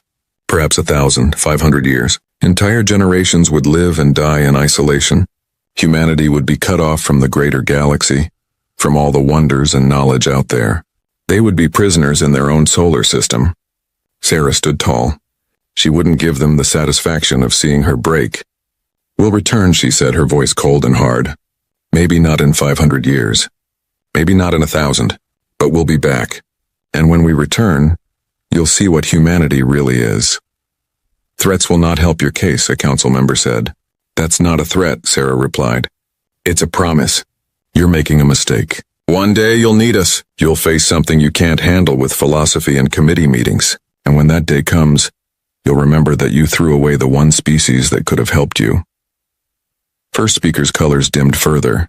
This council session is concluded.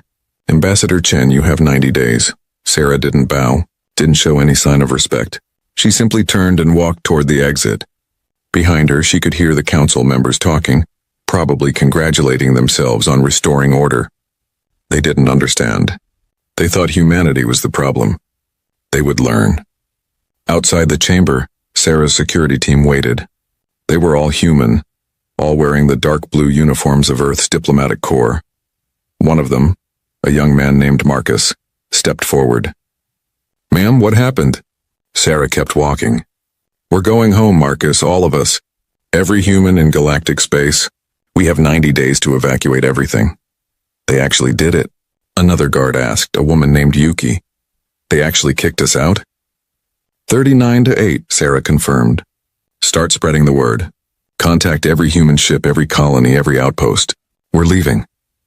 As they walked to their ship, Sarah looked back at the massive council chamber one last time. It hung there in space, beautiful and serene, a symbol of galactic unity and peace. She felt a mix of anger and sadness. Humanity had tried so hard to fit in. But maybe that was the problem. Maybe they were never meant to fit in. The journey back to Earth took 3 weeks. During that time, Sarah wrote her final report. She detailed everything that had happened, everything that had been said. She made recommendations for what humanity should do next. At the top of the list, survive, adapt, grow stronger. And remember, when she finally reached Earth, the news had already spread. People were angry. Some wanted to fight back, to refuse the expulsion. But the government had already decided they would comply. They would leave peacefully, not because they were afraid, but because fighting now would only prove the council right. The evacuation was the largest operation in human history. Thousands of ships moved through space, carrying people and equipment back to Sol.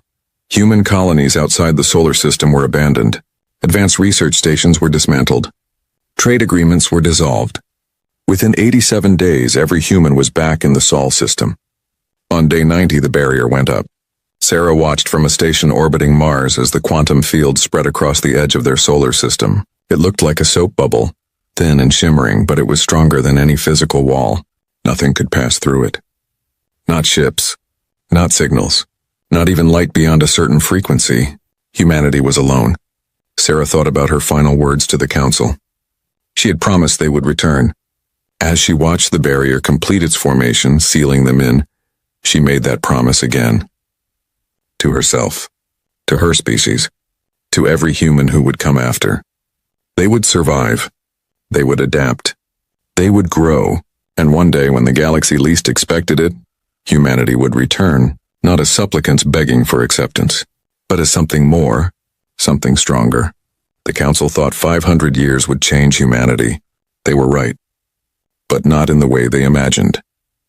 The galaxy celebrated for exactly 1 month after humanity's expulsion. There were parties on diplomatic worlds. Council members gave speeches about a new era of peace and stability. Cultural programs were launched to promote true civilization and proper thinking. The message was clear. Order had been restored. But celebrations fade, and life goes on. 50 years after the expulsion, the first cracks began to show. Not in the barrier around Sol, which remained perfect and impenetrable. The cracks appeared in galactic society itself. On the Valerian homeworld, a group of young artists staged a protest. They wanted to perform music that didn't follow traditional patterns. Music that was chaotic and emotional, music that sounded suspiciously human. The collective's elders shut down the performance and sent the artists for re-education. But the recording spread anyway, passed secretly through underground networks. On a Corsian colony world, engineers proposed a new ship design that violated standard conventions. It was asymmetrical and unpredictable, designed to confuse enemies rather than intimidate them. The proposal was rejected immediately. "We don't build ships that way," the review board said. "It's not proper." But the engineer kept the designs, wondering why proper had to mean boring. These were small things, tiny rebellions. Most people in the galaxy didn't even notice them. Life continued as it had for centuries. Trade routes ran on schedule. Disputes were settled through proper channels. Art and science advanced in predictable, comfortable ways. The council met regularly, discussing important matters with careful deliberation. They managed resources. They mediated conflicts. They maintained the peace. And if that peace felt a little stale, a little hollow, well, that was the price of civilization. 100 years passed. Then 200.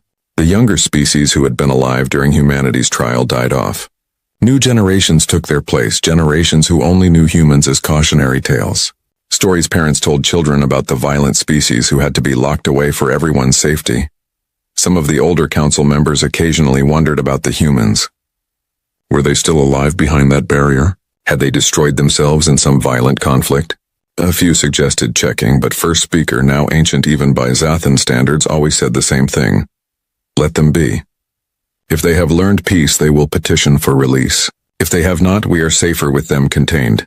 Nobody questioned this logic.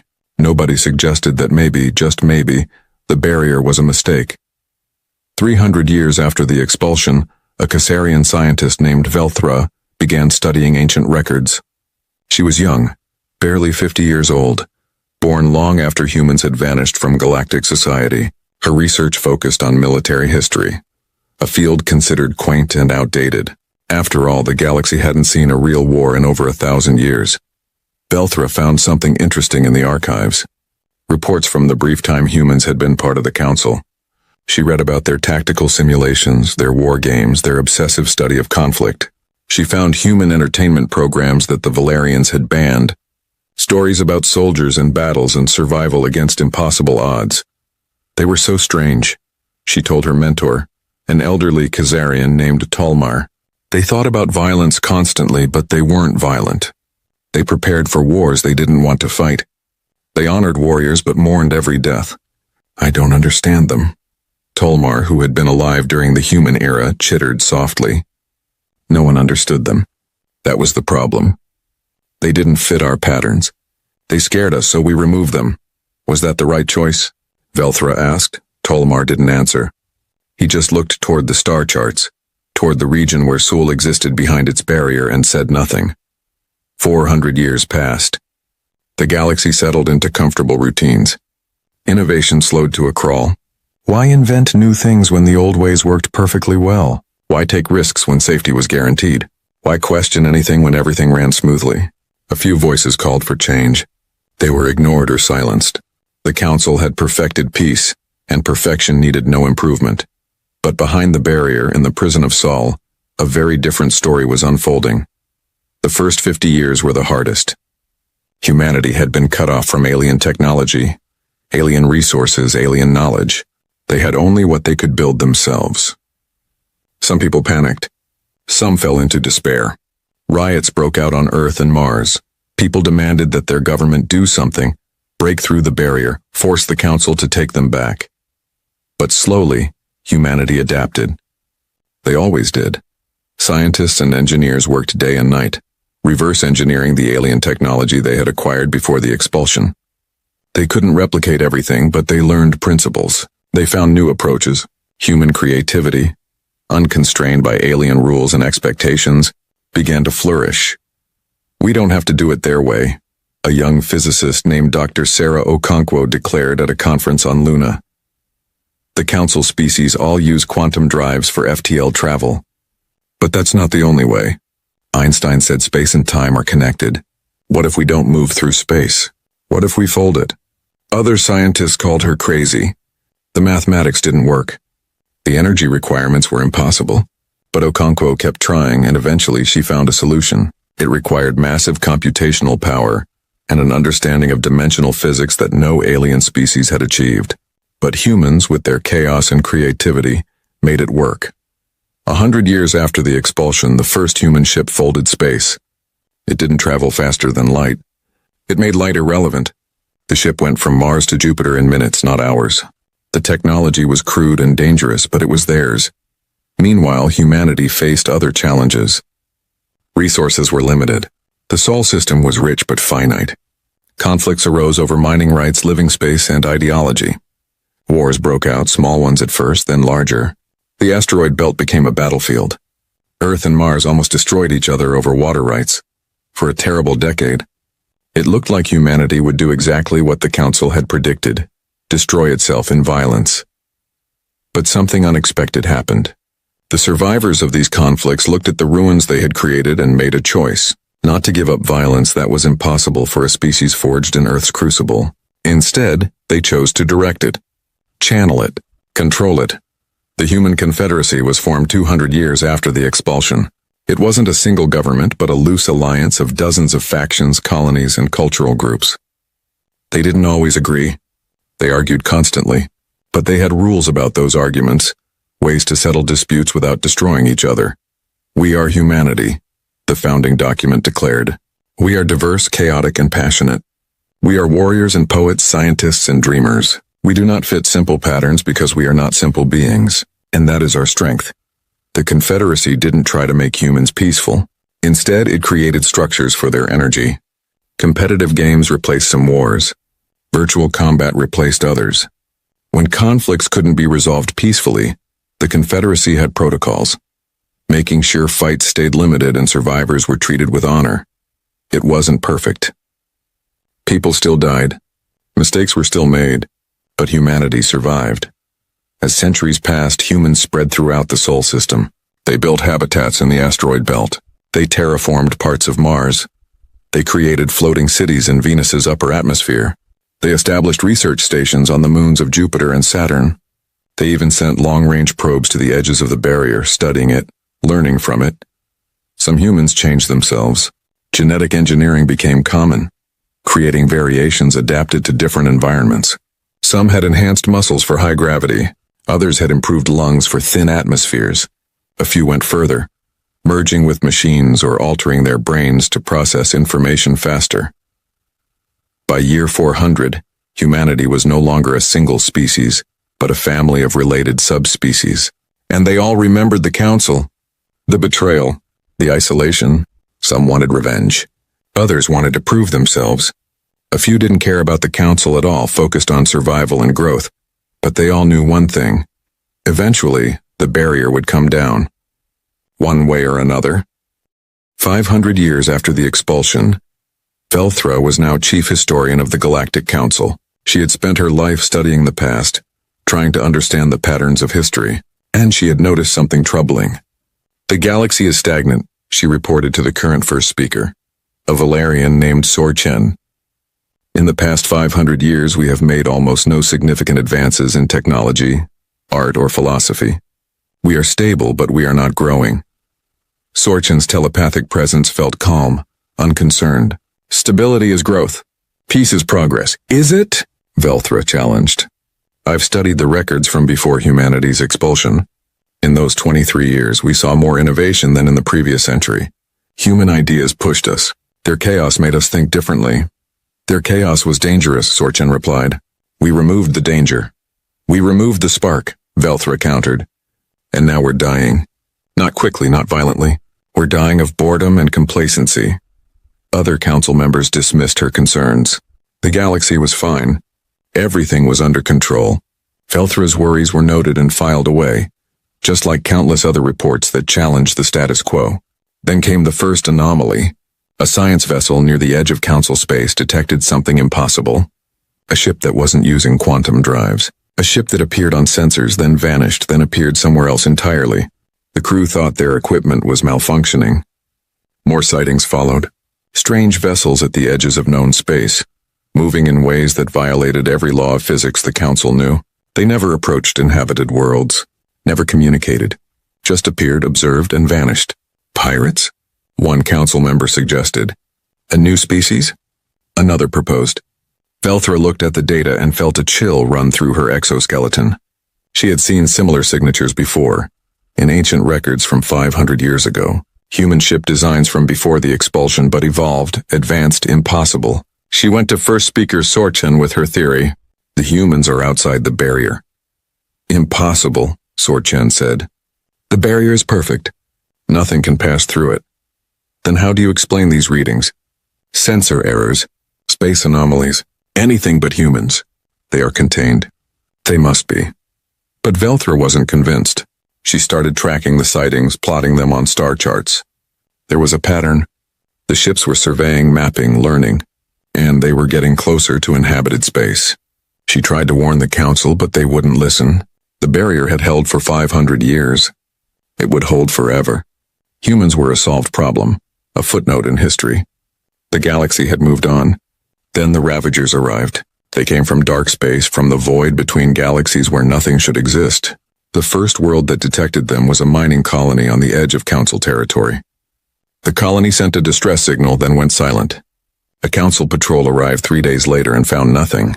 The planet was gone. Not destroyed. Not damaged. Gone, consumed down to the core, leaving only debris and dust. More colonies vanished. More worlds disappeared. The council scrambled to respond, sending fleets to investigate. They found the enemy.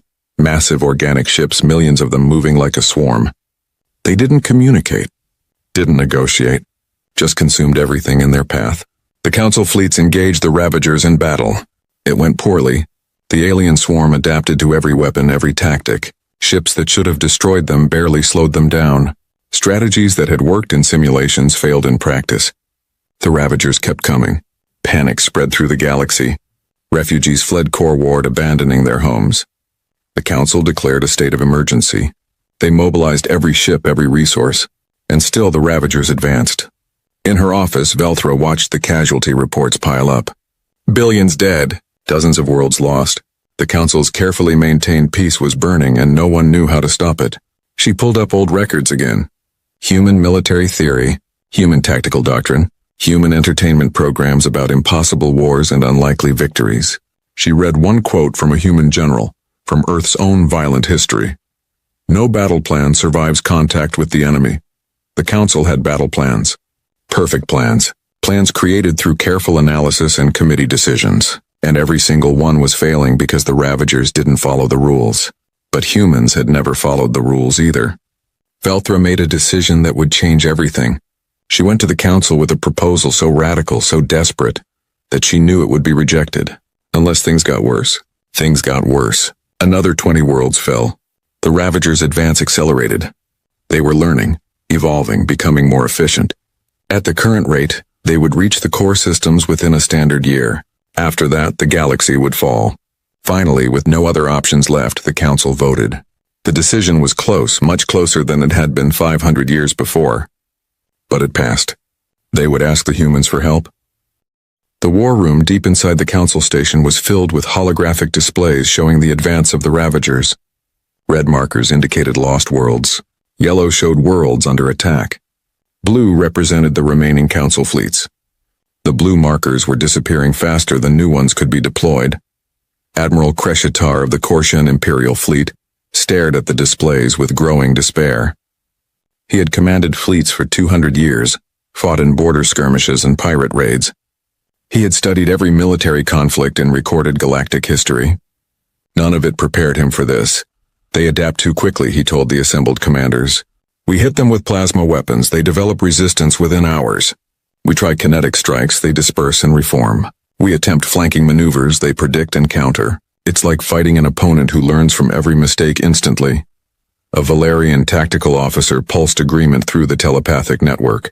Our simulations show that at their current rate of adaptation, no conventional weapon will remain effective within 3 months. They are becoming immune to everything we have. What about unconventional weapons? Someone asked. Kreshitar's mandibles clicked in frustration. We don't have unconventional weapons. We have protocols, standards, approved methods of engagement. Everything we do follows doctrine established over millennia. Then perhaps it's time to abandon doctrine, Velthra said from the back of the room. All eyes turned to her. She was just a historian, not a military officer. She had no business being in the war room at all except that her research had become suddenly relevant. Abandon doctrine? Kreshitar repeated, his voice incredulous. Young one, doctrine exists because it works. It has been refined over thousands of years of experience. Experience fighting pirates and border disputes, Velthra countered. When was the last time the council faced an existential threat? When did you last fight an enemy that wanted to consume everything? The room fell silent. The answer was never. In all of recorded galactic history, the council had never faced total war. They had never needed to. I've been studying human military history, Velthra continued. They had a concept called total war. Conflicts where entire civilizations mobilized every resource, where there were no rules, no limits, where survival was the only goal. Barbaric, a Valerian commander said. Effective, Velthra replied. Humans fought wars that should have destroyed them. Wars with no clear victory condition, against enemies that seemed invincible.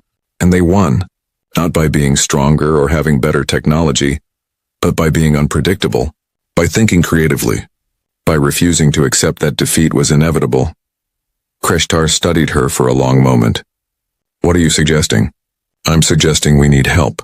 Help from the only species in known space that actually understands how to fight this kind of war. The room erupted in argument. Half the commanders rejected the idea immediately. The humans were locked away for good reason. They were dangerous, unpredictable. Bringing them back would be admitting the council had made a mistake. But the other half looked at the displays, at the advancing red markers, and wondered if pride was worth dying for. The debate raged for 3 days. During those 3 days, 5 more worlds fell to the Ravagers. 12 billion sentient beings were consumed. Council fleets attempted 6 different engagement strategies, all failures. The military was running out of ideas. On the 4th day, First Speaker Sorchen made an announcement. The Council has voted. We will send a diplomatic mission to the Sol system. We will ask humanity for assistance in defending the galaxy against the Ravager threat. The vote had been 31 in favor, 16 against. Much closer than the vote to expel humanity had been. Some council members still believed they could win without help. Others believed humanity would refuse and it would be a wasted effort. But enough were desperate enough to try. Velthra volunteered to lead the mission immediately.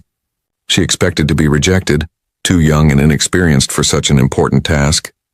Instead, Sorchen approved her request. You studied them, the first speaker said. You understand them better than anyone alive in the council. And you were not part of the decision to expel them. Perhaps that matters. A fleet of 12 ships was assembled, not warships but diplomatic vessels. Though they carried weapons for defense, no one knew what they would find at Sol. Were the humans still alive? Had they descended into barbarism? Had they evolved beyond violence as the council hoped? Or had they become something else entirely? The journey to Sol took 2 weeks. As they approached the barrier, Velthra reviewed everything she knew about humans. Their history of warfare, their capacity for forgiveness, their tendency to help others even at cost to themselves, their pride, their anger, their hope. She had no idea how they would respond to the council's request. She hoped they would help. She feared they would not.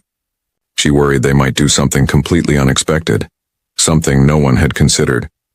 The fleet emerged from FTL travel at the edge of the quantum barrier.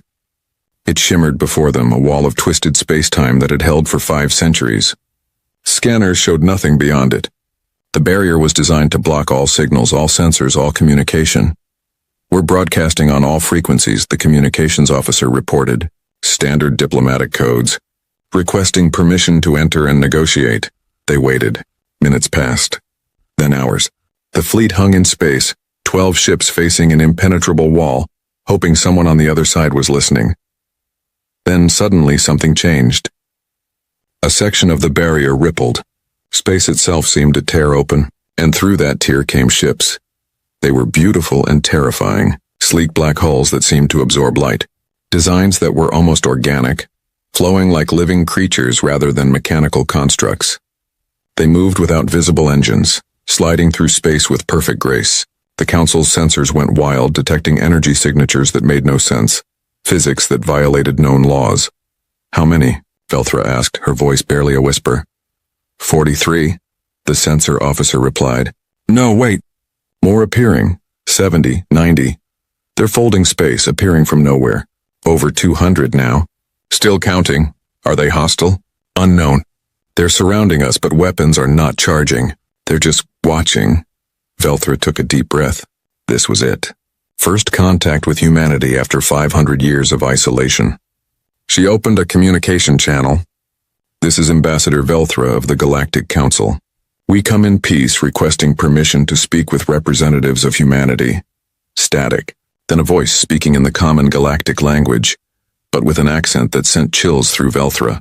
The accent of someone who had learned the language from records, not from interaction. This is Captain Sarah Okonkwo Chen of the Human Confederacy Navy. You have entered restricted space. State your purpose. The surname caught Velthra's attention. Okonkwo Chen, a combination of 2 names from human records. One of them had been the physicist who developed space-folding technology. The other had been the ambassador who faced the council 500 years ago. This captain was likely descended from both. The symbolism was not lost on anyone. We seek assistance, Velthra said simply. The galaxy is under attack by an alien force we cannot defeat. We are requesting aid in defense of all sentient life. A long pause. Then, why should we help you? It was the question Velthra had been dreading. Because billions are dying. Because they are innocent of the crimes committed against your people. Because helping others is the right thing to do regardless of past grievances. Another pause. Velthra could imagine the humans on the other side debating, arguing, discussing. Were they still the same species the Council had expelled? Or had isolation changed them into something new? You will follow our ships, Captain Okonkwo-Chen finally said. Do not deviate from the designated course. Do not activate weapons. Do not scan our vessels or installations. We will take you to Mars, where the Confederacy Council will decide whether to hear your petition. Agreed, Velthra said quickly. The human ships moved with precision, forming an escort around the Council fleet. Then space folded and they were moving, not through FTL in the traditional sense. One moment they were at the barrier's edge. The next Mars was visible ahead, massive and alive. Velthra stared in shock. She had seen records of Mars before humanity's expulsion. A cold, dusty world with a few small colonies. This was nothing like that. The entire planet seemed to glow with city lights. Orbital rings circled it like jewelry. Hundreds of ships moved in organized patterns. This wasn't a colony. This was a civilization. 500 years, she whispered. What did you become? Their ships were directed to dock at a massive station orbiting Mars. As Velthra and her delegation disembarked, they found themselves in a corridor that was clearly designed to impress or intimidate. The walls displayed holographic images, human achievements over the past 5 centuries, megastructures in the asteroid belt, terraformed moons, technological breakthroughs, and military victories against themselves. Humans fighting humans in conflicts that made the Council's recent battles look like training exercises. A reception committee waited for them. 20 humans representing different factions of the Confederacy. They were diverse in ways the Council members found unsettling. Some looked baseline human. Others had obvious enhancements. Metallic implants, glowing eyes, skin that shimmered with nanite colonies. One appeared to be more machine than organic. Another seemed to phase slightly, as if not entirely in this dimension. The leader stepped forward. She was an older woman, her hair white but her posture military straight.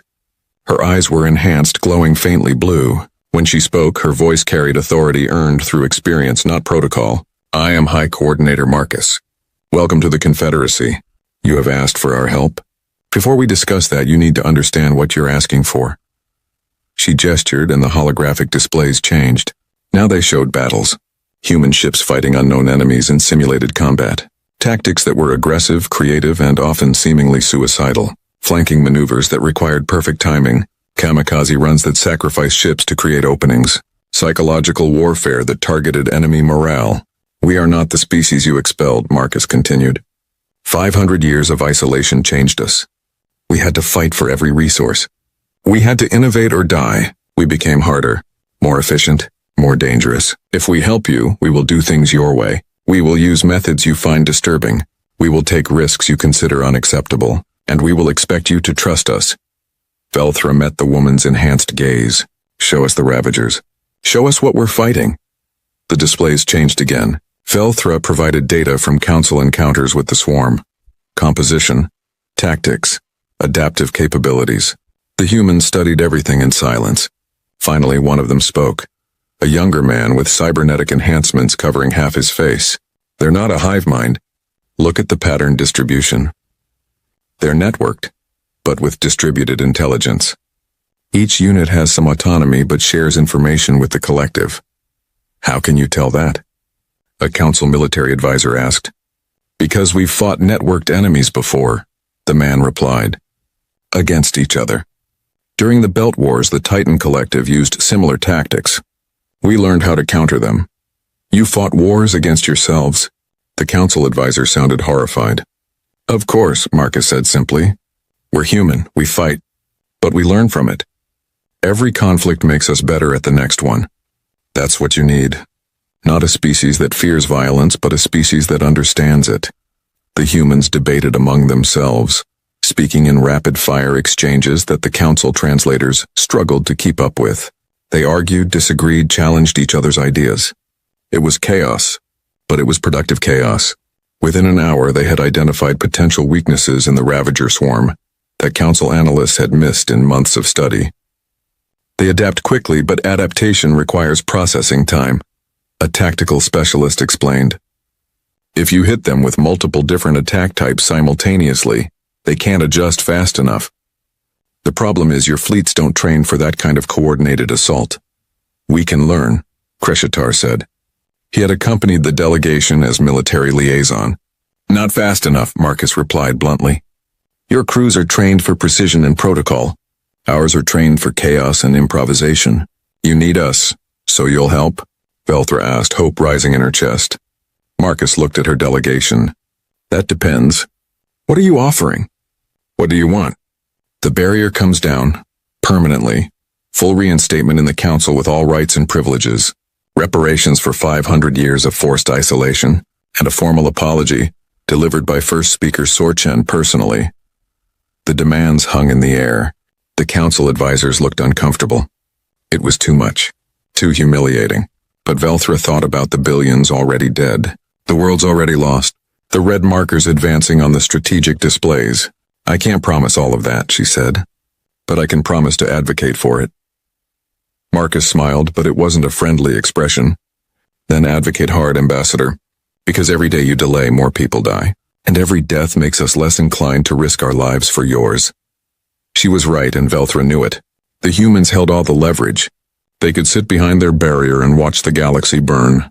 The Council needed them far more than they needed the Council. Give us time, Velthra said. Come with us. Meet the Council. Let them see what you've become. Let them understand what you can do. The humans conferred again. Finally, Marcus nodded. We'll send a battle group. 50 ships, enough to make a difference in a single engagement. Not enough to win the war alone. Consider it a demonstration. If the Council wants our full support, they'll meet our terms. If not, we return home and seal the barrier behind us. It wasn't everything Velthra hoped for, but it was more than she feared. Thank you, she said sincerely. Marcus's expression softened slightly. Don't thank us yet, Ambassador. You're about to see what happens when you let humans off the leash. It won't be pretty, but it will be effective. The journey back to Council space was tense. Velthra's diplomatic fleet traveled alongside 50 human warships, and the contrast was stark. The Council vessels were elegant, designed as much for appearance as function. The human ships were pure predators, sleek black, and covered in weapon ports that could deploy in seconds. Captain Okonkwo Chen commanded the human fleet from her flagship, a vessel she called the Vindication. Velthra thought the name was appropriate. The humans had spent 500 years waiting for this moment, proving they were more than the Council believed them to be. During the trip, Velthra spent time learning about modern humanity. She toured the Vindication, meeting crew members who represented the diverse factions of the Confederacy. Some were baseline humans, unchanged from their ancestors. Others had chosen enhancements, stronger muscles, better reflexes, enhanced cognition. A few had gone further, becoming something between human and machine or human and something else entirely. Why do you allow such diversity? Velthra asked Captain Okonkwo Chen as they stood on the observation deck. Doesn't it create conflict? The captain smiled. Constantly. We argue about everything. Ethics of enhancement, resource allocation, cultural differences. Sometimes those arguments turn violent. That's terrible. That's human, Okonkwo Chen corrected. We're not a hive mind. We don't think the same way or want the same things, but we've learned to channel that conflict productively. Our diversity makes us stronger, because every problem can be approached from multiple angles. The Council believes uniformity creates strength. The Council is dying because of that belief, the captain said bluntly. Your species have been following the same patterns for millennia. When something new appears, something that doesn't fit your patterns, you have no idea how to respond. You're like an organism that never developed an immune system because you lived in a sterile environment. Velthra wanted to argue, but she couldn't. The captain was right. The Ravagers had exposed every weakness in Council doctrine, every gap in their thinking. They had been so focused on maintaining peace that they forgot how to fight for it. Will you teach us? Velthra asked quietly. Okonkwo Chen looked at her with those enhanced eyes that saw more than natural vision allowed. Maybe, if you're willing to learn. But learning from us means accepting that your way isn't the only way. It means admitting the council made mistakes. Can your people do that? I don't know, Velthra admitted. But I hope so.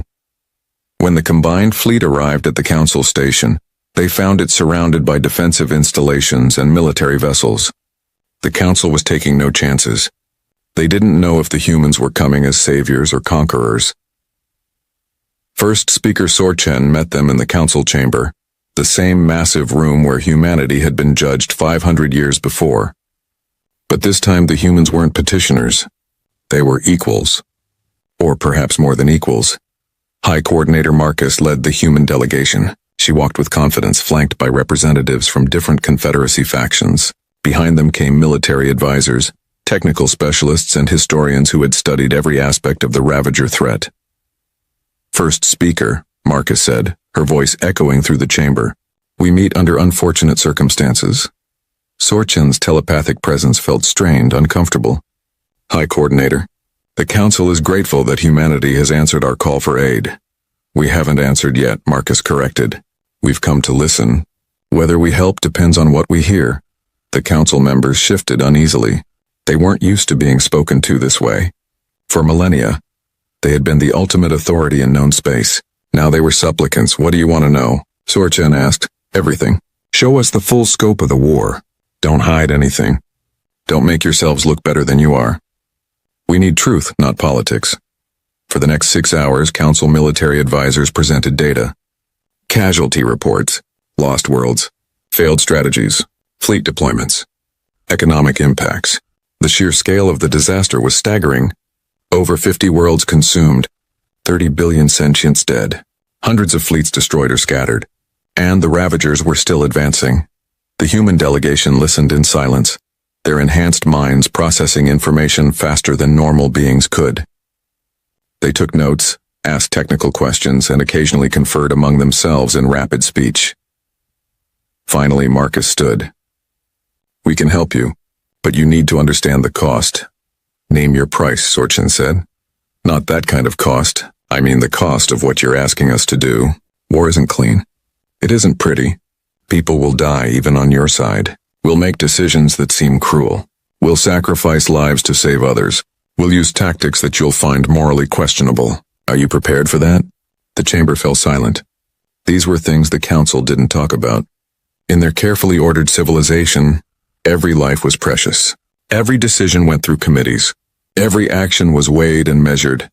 If we don't accept, Sorchen asked, what happens? The Ravagers consume the galaxy. Everyone dies anyway. At least our way, some survive. Admiral Kreshitar stood from his section. I have studied human military history.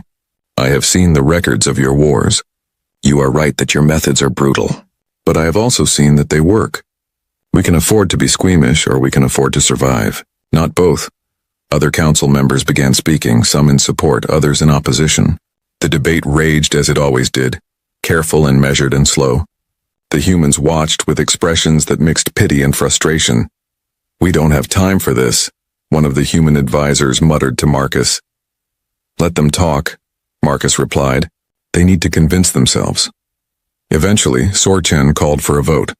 The question: would the Council accept human military command of defensive operations with full authority to conduct the war as they saw fit? The vote was close, 27 in favor, 20 against, but it passed. Then we're agreed, Marcus said. Effective immediately, all Council military forces will fall under Confederacy command structure. We'll need complete access to your ship specifications, crew capabilities, and resource inventories. We'll also need authorization to recruit volunteers from your populations for specialized training. You'll train our people, Velthra asked. Those willing to learn. We can't turn your entire military into human-style fighters, but we can teach adaptive thinking, how to respond to unexpected situations, how to improvise when plans fail. What about your demands? A council member asked. The barrier, the apology, the reparations? Marcus smiled coldly. We'll discuss that after we save your civilization. Right now, focus on survival. Politics can wait. The transformation began immediately. Human advisors spread throughout council space, embedding with military units. They assessed capabilities, identified strengths and weaknesses, and began training programs that shocked conventional commanders. "Stop thinking in formations," adiatori, human tactical instructor shouted at a group of Corsian pilots. "The Ravagers don't care about your perfect battle lines. They'll flow around them, exploit gaps, hit from unexpected angles. You need to think like water, adapt to the container, find the cracks, flow where they're weak." The pilots struggled. They had been trained for precision, not improvisation. But slowly, with the human instructors pushing them hard, they began to understand. On another training ground, Valerian telepaths worked with human psychological warfare specialists. "You're telepathic," the human said. "That's an advantage the Ravagers don't have. Use it. Coordinate in real time. Share information instantly. But more than that, project confusion. The swarm is networked. If you can disrupt their communication even briefly, you create openings." "We've never used our abilities as weapons," a Valerian protested. "Then learn. War isn't about what you want to do. It's about what you must do to survive." Not everyone adapted. Some council officers resigned rather than follow human methods. Some species found the training too aggressive, the expectations too demanding. But enough stayed and enough learned. Slowly, the council's military began to change. Meanwhile, human engineers examined council ships and shook their heads in disappointment. "These are beautiful," one engineer told Admiral Kreshtar, "but they're built for show. Half the internal space is wasted on aesthetics. Your power distribution is inefficient. Your weapons are standardized when they should be varied. And don't even get me started on your armor configuration." "Can you improve them?" Kreshtar asked. "Not enough, not quickly. These ships are fundamentally designed for peacetime operations, but we can outfit them with some of our weapons, upgrade their sensors, and teach your crews better tactical positioning. It won't make them equal to our ships, but it'll make them more survivable." The humans also brought their own technology, weapons that folded space to strike targets instantly, defensive fields that redirected attacks to alternate dimensions, communication systems that couldn't be jammed or intercepted, mining drones that could strip an asteroid in hours, providing raw materials for rapid ship construction. "Where did you get all this?" Velthra asked Captain Okonkwo Chen as she toured a human manufacturing facility that had been deployed in the asteroid belt. "We invented it, we had to. The barrier trapped us, but it also forced us to innovate. We couldn't trade for technology, couldn't borrow ideas from other species. Everything we have, we created from scratch or reverse engineered from what we remembered. It's remarkable. It's survival. You learn or you die. That's the fundamental truth the Council forgot." 3 weeks after the humans arrived, the first joint operation was launched. A Ravager tendril was advancing on a heavily populated system. Council fleets had been avoiding direct engagement, trying to evacuate civilians instead. The humans had a different approach. "We hit them here," Captain Okonkwo Chen said, pointing to a spot on the tactical display. "This narrow passage is the only FTL route into the system that doesn't require 2 weeks of travel time. The Ravagers will use it because they always take the fastest path. We should defend the planet," a council admiral argued. "We should kill the threat before it reaches the planet," Okonkwo Chen countered. "Defense is reactive. We need to be proactive. We lay a trap, lure them in, and hit them with everything we have. What if the trap fails? Then we fall back and defend the planet, but the trap won't fail." The confidence was unsettling, but the council officers had agreed to follow human command. The trap was set. Human ships took position in the asteroid field near the passage. Council vessels formed a secondary line further back. Automated weapons platforms were deployed throughout the area, all under human control. The Ravagers arrived exactly as predicted. Thousands of organic ships moving in their characteristic swarm pattern, flowing toward the inhabited system like a living tide. The humans waited. And waited. Council officers watched nervously as the swarm entered the passage. Why weren't they attacking? "Hold," Okonkwo Chen ordered. "Let them commit." The swarm was halfway through the passage when the captain gave the order. "All units, execute." What happened next was chaos incarnate. The asteroid field erupted as hidden weapons fired from every angle. Space itself folded, redirecting attacks from unexpected vectors. Human ships appeared from nowhere, having folded space to skip past normal positioning. Council vessels fired in coordinated waves, different weapon types hitting simultaneously to prevent adaptation. The Ravagers tried to respond, but they couldn't adapt to everything at once. Plasma fire burned through their organic hulls. Kinetic strikes shattered their structure. Dimensional weapons sent sections of the swarm into alternate realities where they couldn't return. In 20 minutes, 80% of the swarm was destroyed. The rest fled, limping back the way they came. The Council forces stared in shock. They had just won. Actually won.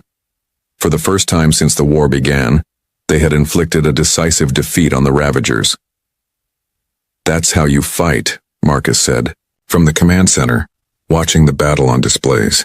Not with honor, not with rules, with overwhelming force applied at the enemy's weakest point.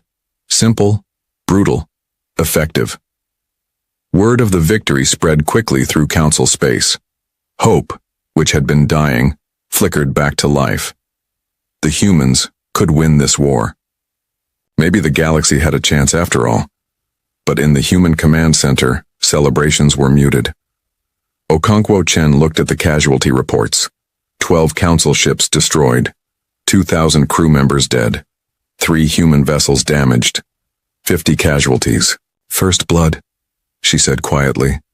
"Now comes the hard part." "What's the hard part?" Velthra asked. "Keeping them from hating us. We just showed the Council that they need us, that without human help, they'll die. Some will be grateful, but others will resent us for it. They'll remember that we succeeded where they failed. Pride is a powerful poison, Ambassador, and we just forced them to swallow a large dose." Velthra understood. The victory had been necessary, but it had also been humiliating. The Council had been fighting for months without success. Humans had arrived and won the first engagement decisively. That would create complications. "What do we do?" she asked. "We keep winning," Okonkwo Chen replied. "We keep saving lives. And we hope that when this is over, gratitude outweighs resentment. Because if it doesn't, we'll have saved a galaxy that still hates us. And that would be ironic, wouldn't it?" "Would you regret helping us?" The captain was quiet for a long moment. "No, because this is what humans do. We protect people. Even people who hurt us. Even people who don't deserve it. It's our greatest strength and our greatest weakness. We can't help ourselves." Velthra felt a wave of emotion she couldn't quite name. These humans, these violent, chaotic warriors, had more compassion than most Council species she knew. They had been wronged, imprisoned, forgotten, and they came anyway when called. "Thank you," she said softly. "Thank us when it's over," Okonkwo Chen replied. "We've got a long war ahead of us." The war raged for 8 months. 8 months of brutal fighting, clever tactics, and tremendous sacrifice. The humans taught the Council forces how to fight adaptively, how to think creatively, how to turn every weakness into potential strength. Slowly, world by world, the tide began to turn. But it was not easy. The Ravagers were learning too. Every victory came at a cost. Ships destroyed, lives lost. Entire fleets sometimes sacrificed to achieve strategic objectives. The Council members, who had voted for human military command, began to understand what that truly meant. High Coordinator Marcus stood in the war room, surrounded by holographic displays showing 17 different battle zones. She looked older than she had when they arrived. The weight of command, of choosing who lived and who died, aged even enhanced humans. "The Ravagers are pulling back toward this sector," Admiral Kreshitar said, pointing to a cluster of systems near the galactic rim. "Our intelligence suggests they're consolidating, possibly preparing for a major counterattack." "Or retreating to their source," Marcus replied. "We've been pushing them back but haven't found their origin point. They have to come from somewhere." A human tactical officer brought up new data. "We've been tracking debris from destroyed Ravager ships. The organic material shows increasing genetic degradation the further coreward we find it. That suggests they traveled a long distance before reaching council space. Their origin is likely in the dark space between galaxies. Can we track them there? Velthra asked. She had become an unofficial liaison between humans and the council, spending most of her time with the Confederacy forces. We can try, Captain Okonkwo Chen said. She had been promoted to Fleet Admiral after the Battle of Caesarion Prime, where her tactics had saved 12 billion lives. But following them into dark space is risky. We'd be on their territory, facing unknown numbers, with no reinforcements. Then we need to force a decisive engagement before they fully retreat, Marcus decided. Something large enough to break their offensive capability permanently. Over the next week, human strategists developed a plan that made even the most aggressive council commanders nervous. They would identify the main Ravager fleet, the central node that coordinated all the smaller swarms. Then they would attack it with overwhelming force, risking everything on a single battle. This is insane, a Valerian military advisor protested during the strategy briefing. You're proposing to commit 70% of our combined fleets to one engagement. If we lose everything. If we don't do this, we die slowly instead of quickly, Marcus replied. The Ravagers are adapting to our tactics. Every day they get better at countering us. We have a window of advantage, maybe a few weeks. After that we're back to losing. How can you be certain the main fleet is where you think it is? A human intelligence officer, her body covered in cybernetic implants that connected her directly to sensor networks, spoke up. We've been tracking communication patterns in the swarm for months. There's a central nexus, a location where all data flows converge. That's where their command structure exists. Kill that, and the rest of the swarm loses coordination. You're gambling the fate of the galaxy on a theory, Sorchin said. We're gambling the fate of the galaxy on human expertise, Marcus corrected. This is what we do. This is what you asked for when you came to Sol. Trust us or don't, but decide now. We don't have time for committee meetings. The council voted. This time the margin was wider. Desperation had overcome caution. The attack was approved. The largest fleet in galactic history assembled at the staging point. Over 3,000 ships, human vessels with their reality-bending weapons, council, warships upgraded with human technology, support craft carrying medical supplies and repair drones, and suicide ships piloted by volunteers who knew they wouldn't return. Admiral Okonkwo Chen commanded the fleet from her flagship. Beside her, Admiral Kreshitar led the council forces. Two very different species, two very different philosophies, united by necessity. Strange, isn't it? Kreshitar said, as they watched the fleet complete its formation. 500 years ago, my ancestors voted to exile yours. Now we fight side by side. History is full of ironies, Okonkwo Chen replied. The enemy of my enemy becomes my friend. Until the war ends and we remember why we were enemies. Do you think that will happen? When this is over, will humans and the council become enemies again? I hope not. But humans have a saying. Hope for the best, prepare for the worst. We'll fight this war with you, but we haven't forgotten. We won't forget. The fleet jumped to FTL, a coordinated movement that would have been impossible for the council military before human training. They emerged at the target location, a region of space where sensors detected massive gravitational anomalies and organic matter concentrations that defied measurement. The Ravagers were waiting. The swarm was enormous, larger than anything they had encountered before. Millions of organic ships, some as small as fighters, others the size of moons. They moved with coordinated precision, forming patterns that seemed almost beautiful if you ignored that they were instruments of extinction. Contact in 30 seconds, the tactical officer announced. All ships report ready. Okonkwo Chen took a deep breath. This was it. Everything came down to this moment. All fleet, this is Admiral Okonkwo Chen. Today we fight not for territory, not for resources, not for ideology. We fight for survival. For every species in this galaxy.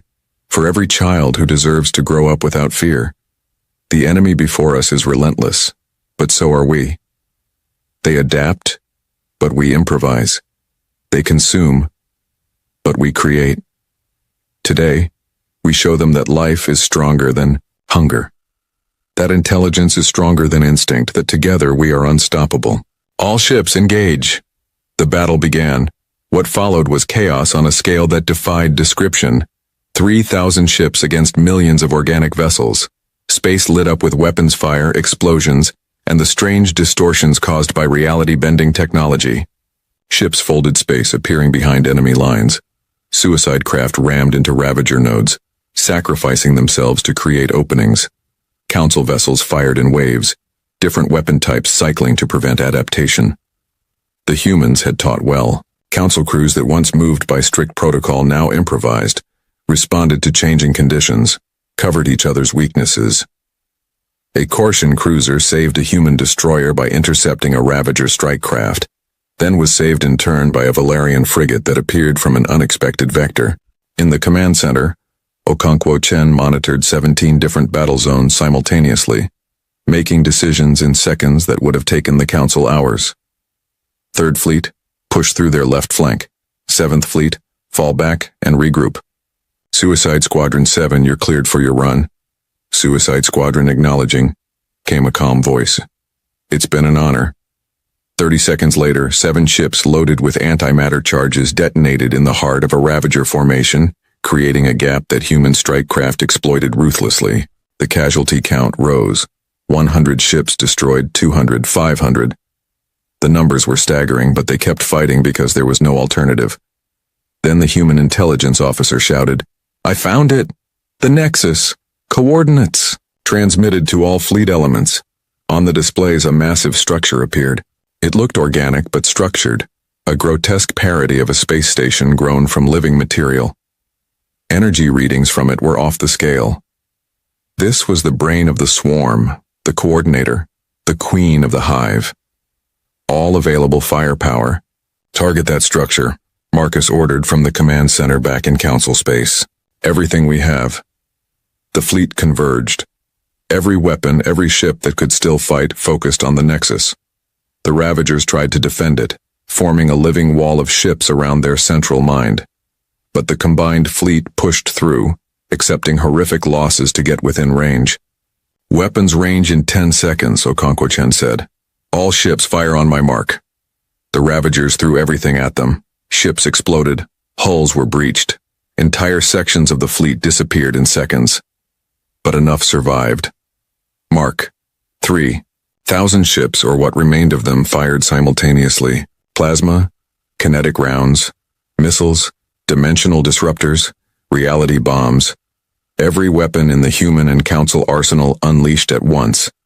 The Nexus tried to defend itself, but there was too much, from too many directions, using too many different principles. The structure shattered. Not explosively, but like something organic dying. It collapsed in on itself, its energy readings dropping to 0 in seconds. And throughout the swarm, something changed. The Ravagers stopped moving with coordination. They began firing randomly, colliding with each other, fleeing in every direction without pattern or purpose. The hive mind was dead, and the individual units had no idea what to do. All ships, continue firing, Okonkwo Chen ordered. Don't let up. Kill everything that moves. It took 6 more hours. 6 hours of sustained combat against an enemy that was no longer coordinated, but was still dangerous. Ships that would have been overwhelming when networked became manageable when isolated. One by one, the Ravager vessels were destroyed. Finally, Admiral Kreshtar made the announcement everyone had been waiting for. All fleet cease fire. Enemy forces are eliminated or fleeing. The battle is won. The command center erupted in cheers. Council space, watching through communication links, exploded with celebration. The Ravagers were broken. The war, though not completely over, had been decided. Okonkwo Chen allowed herself a moment of relief. Then she looked at the casualty reports. Over 800 ships destroyed. 200,000 casualties, both human and Council. The victory had been won, but the price had been terrible. Patch me through to all surviving ships, she said. When the connection was established, she spoke. This is Admiral Okonkwo Chen to all fleet elements. Today you fought with courage and skill. You came from different worlds, different species, different philosophies. But you fought as one. You proved that when we work together, when we combine our strengths and cover our weaknesses, nothing can stop us. Remember this moment. Remember what we achieved together. And honor those who gave everything so that others might live. The cleanup took weeks. Ships were repaired. Wounded were treated. The dead were honored according to their various customs. Smaller Ravager elements were hunted down and eliminated throughout Council space. It would take years to fully secure the galaxy, but the existential threat was over. During this time, negotiations began about humanity's status. The debate was intense. Some Council members wanted to simply thank the humans and send them back to Sol. Others argued for full reinstatement. A few suggested that humans should take a leadership role in the reformed galaxy. First Speaker Sorchin, who had led the Council throughout the crisis, made an announcement. I am resigning my position. The Council needs new leadership. Leadership that understands the galaxy has changed, but before I go, there is something I must do. He traveled to Mars, to the same station where Velthra had first negotiated with humanity. High Coordinator Marcus met him in a simple conference room, not the grand chambers where such meetings usually occurred. First Speaker, Marcus said, you asked for this meeting. I did. Sorchin's telepathic presence felt heavy with emotion. 500 years ago, I voted to expel humanity. I was younger then, certain that peace required conformity. I was wrong. We were all wrong. We punished you for being different, for refusing to fit our comfortable patterns. And when we faced a threat that our patterns couldn't handle, you saved us anyway. You're apologizing, Marcus said. I am, formally and officially. The Galactic Council was wrong to expel humanity. We let fear overcome wisdom. We valued order over justice. And we paid for that mistake with billions of lives that could have been saved if we had not been so arrogant. Marcus was quiet for a long moment. Thank you. That means more than you know. But an apology isn't enough, I know. That's why I'm here to negotiate the terms of humanity's return, not as supplicants but as equals, perhaps as leaders. The galaxy needs human thinking, human adaptability, human courage. What are you offering? Full reinstatement with voting rights equal to any founding member. A permanent seat on the Security Council. Reparations to be determined by independent arbitration. Removal of the barrier, effective immediately. And a formal restructuring of Council law to ensure no species is ever expelled for cultural differences again. That's more generous than I expected. It's less than you deserve. The galaxy owes humanity a debt we can never fully repay. We can only try to do better going forward. The negotiations took 3 months, not because the terms were disputed, but because every detail had to be perfect. The new treaty was called the Charter of Unity, and it fundamentally reformed how the Galactic Council operated. The ceremony was held in the rebuilt Council chamber. Representatives from all member species attended, including 8 human delegations representing different Confederacy factions. The barrier around Sol had come down the day before. Its quantum generators deactivated after 5 centuries of operation. Velthra, now appointed as Council Historian for Life, read the preamble to the new charter. We, the sentient species of this galaxy, acknowledge that diversity is strength, that different perspectives are valuable, and that unity requires accepting differences rather than eliminating them. We pledge never again to exile a species for cultural reasons. We commit to protecting all life, not just life that thinks like us.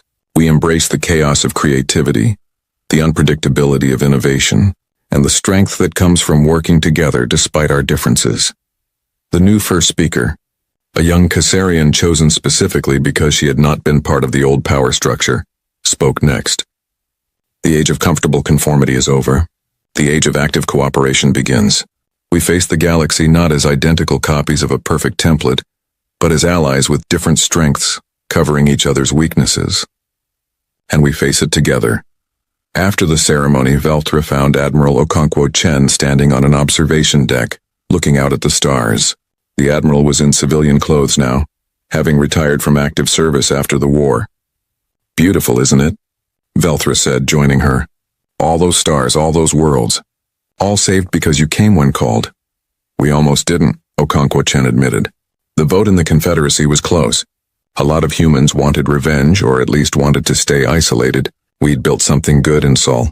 Coming back to the galaxy meant risking all of that. Why did you come then? The Admiral smiled. Because we're human. Protecting others, even those who wronged us, that's just what we do. We can't help ourselves. It's our nature. Maybe the Council was right to call us chaotic and unpredictable. but they were wrong to think those were weaknesses. The galaxy has learned that lesson well, Velthra said, sometimes the hard way. Sometimes lessons have to be hard to stick. Okonkwo Chen looked at the younger historian. What will you do now? Write about how the humans saved the galaxy? I'll write about how we saved ourselves by finally accepting help. About how pride nearly destroyed us. About how the species we feared became the species we needed most. Future generations should know that story. Make sure they also know the cost, the Admiral said quietly. 200,000 casualties. 800 ships destroyed. Hundreds of worlds damaged. This wasn't a clean victory. It was brutal and ugly and painful. War always is. I will, I promise. They stood in silence for a while, watching ships move through space. Human vessels and council vessels flying together now. No longer separate. The barrier was gone. The divisions were healing. The galaxy was learning to be chaotic, adaptive, and strong. 6 months later, a human colony ship arrived in a previously uninhabited system at the edge of council space. The colonists planted a monument on the first world they settled. A simple stone with words carved in multiple languages. Remember the barrier. Remember the exile. Remember the lesson. Different is not dangerous. Different is necessary. Together we are stronger than apart. Never again alone. As humanity spread back into the galaxy, more monuments appeared on more worlds. Reminders of what had happened, what had been learned, what must never be forgotten. And in the council chamber, above the seats where representatives met to govern the galaxy, a new phrase was added to the official seal. In human English first, then translated into every language of every member species. Strength through adversity, unity through diversity, and never again alone. The galaxy had changed. Humanity had changed it. Not through conquest or force, but by being exactly what they always were. Chaotic, creative, passionate, and impossibly brave. The Council had banished them out of fear. The Council had called them back out of desperation. But in the end, the galaxy kept them because they were exactly what civilization needed to survive. Admiral Okonkwo Chen was right. It was ironic. The species deemed too violent for peace became the guardians of that peace. The species deemed too chaotic for civilization became its saviors. The species that the Council tried to forget became impossible to imagine living without. 500 years of exile had not broken humanity. It had forged them into something stronger. And when they returned to the galaxy, they did so not as supplicants but as protectors. Not as outsiders but as essential threads in the great tapestry of galactic civilization. The story of humanity's banishment and return would be told for millennia to come. It would be studied in schools, analyzed by historians, and remembered as the moment when the galaxy learned its most important lesson. That sometimes the things we fear most are the things we need most. That sometimes our salvation comes from the most unexpected places, and that sometimes the ones we push away are the ones who save us in the end. As Velthra wrote in her comprehensive history of the era, the Council thought they were protecting the galaxy from humanity. In truth, they were protecting humanity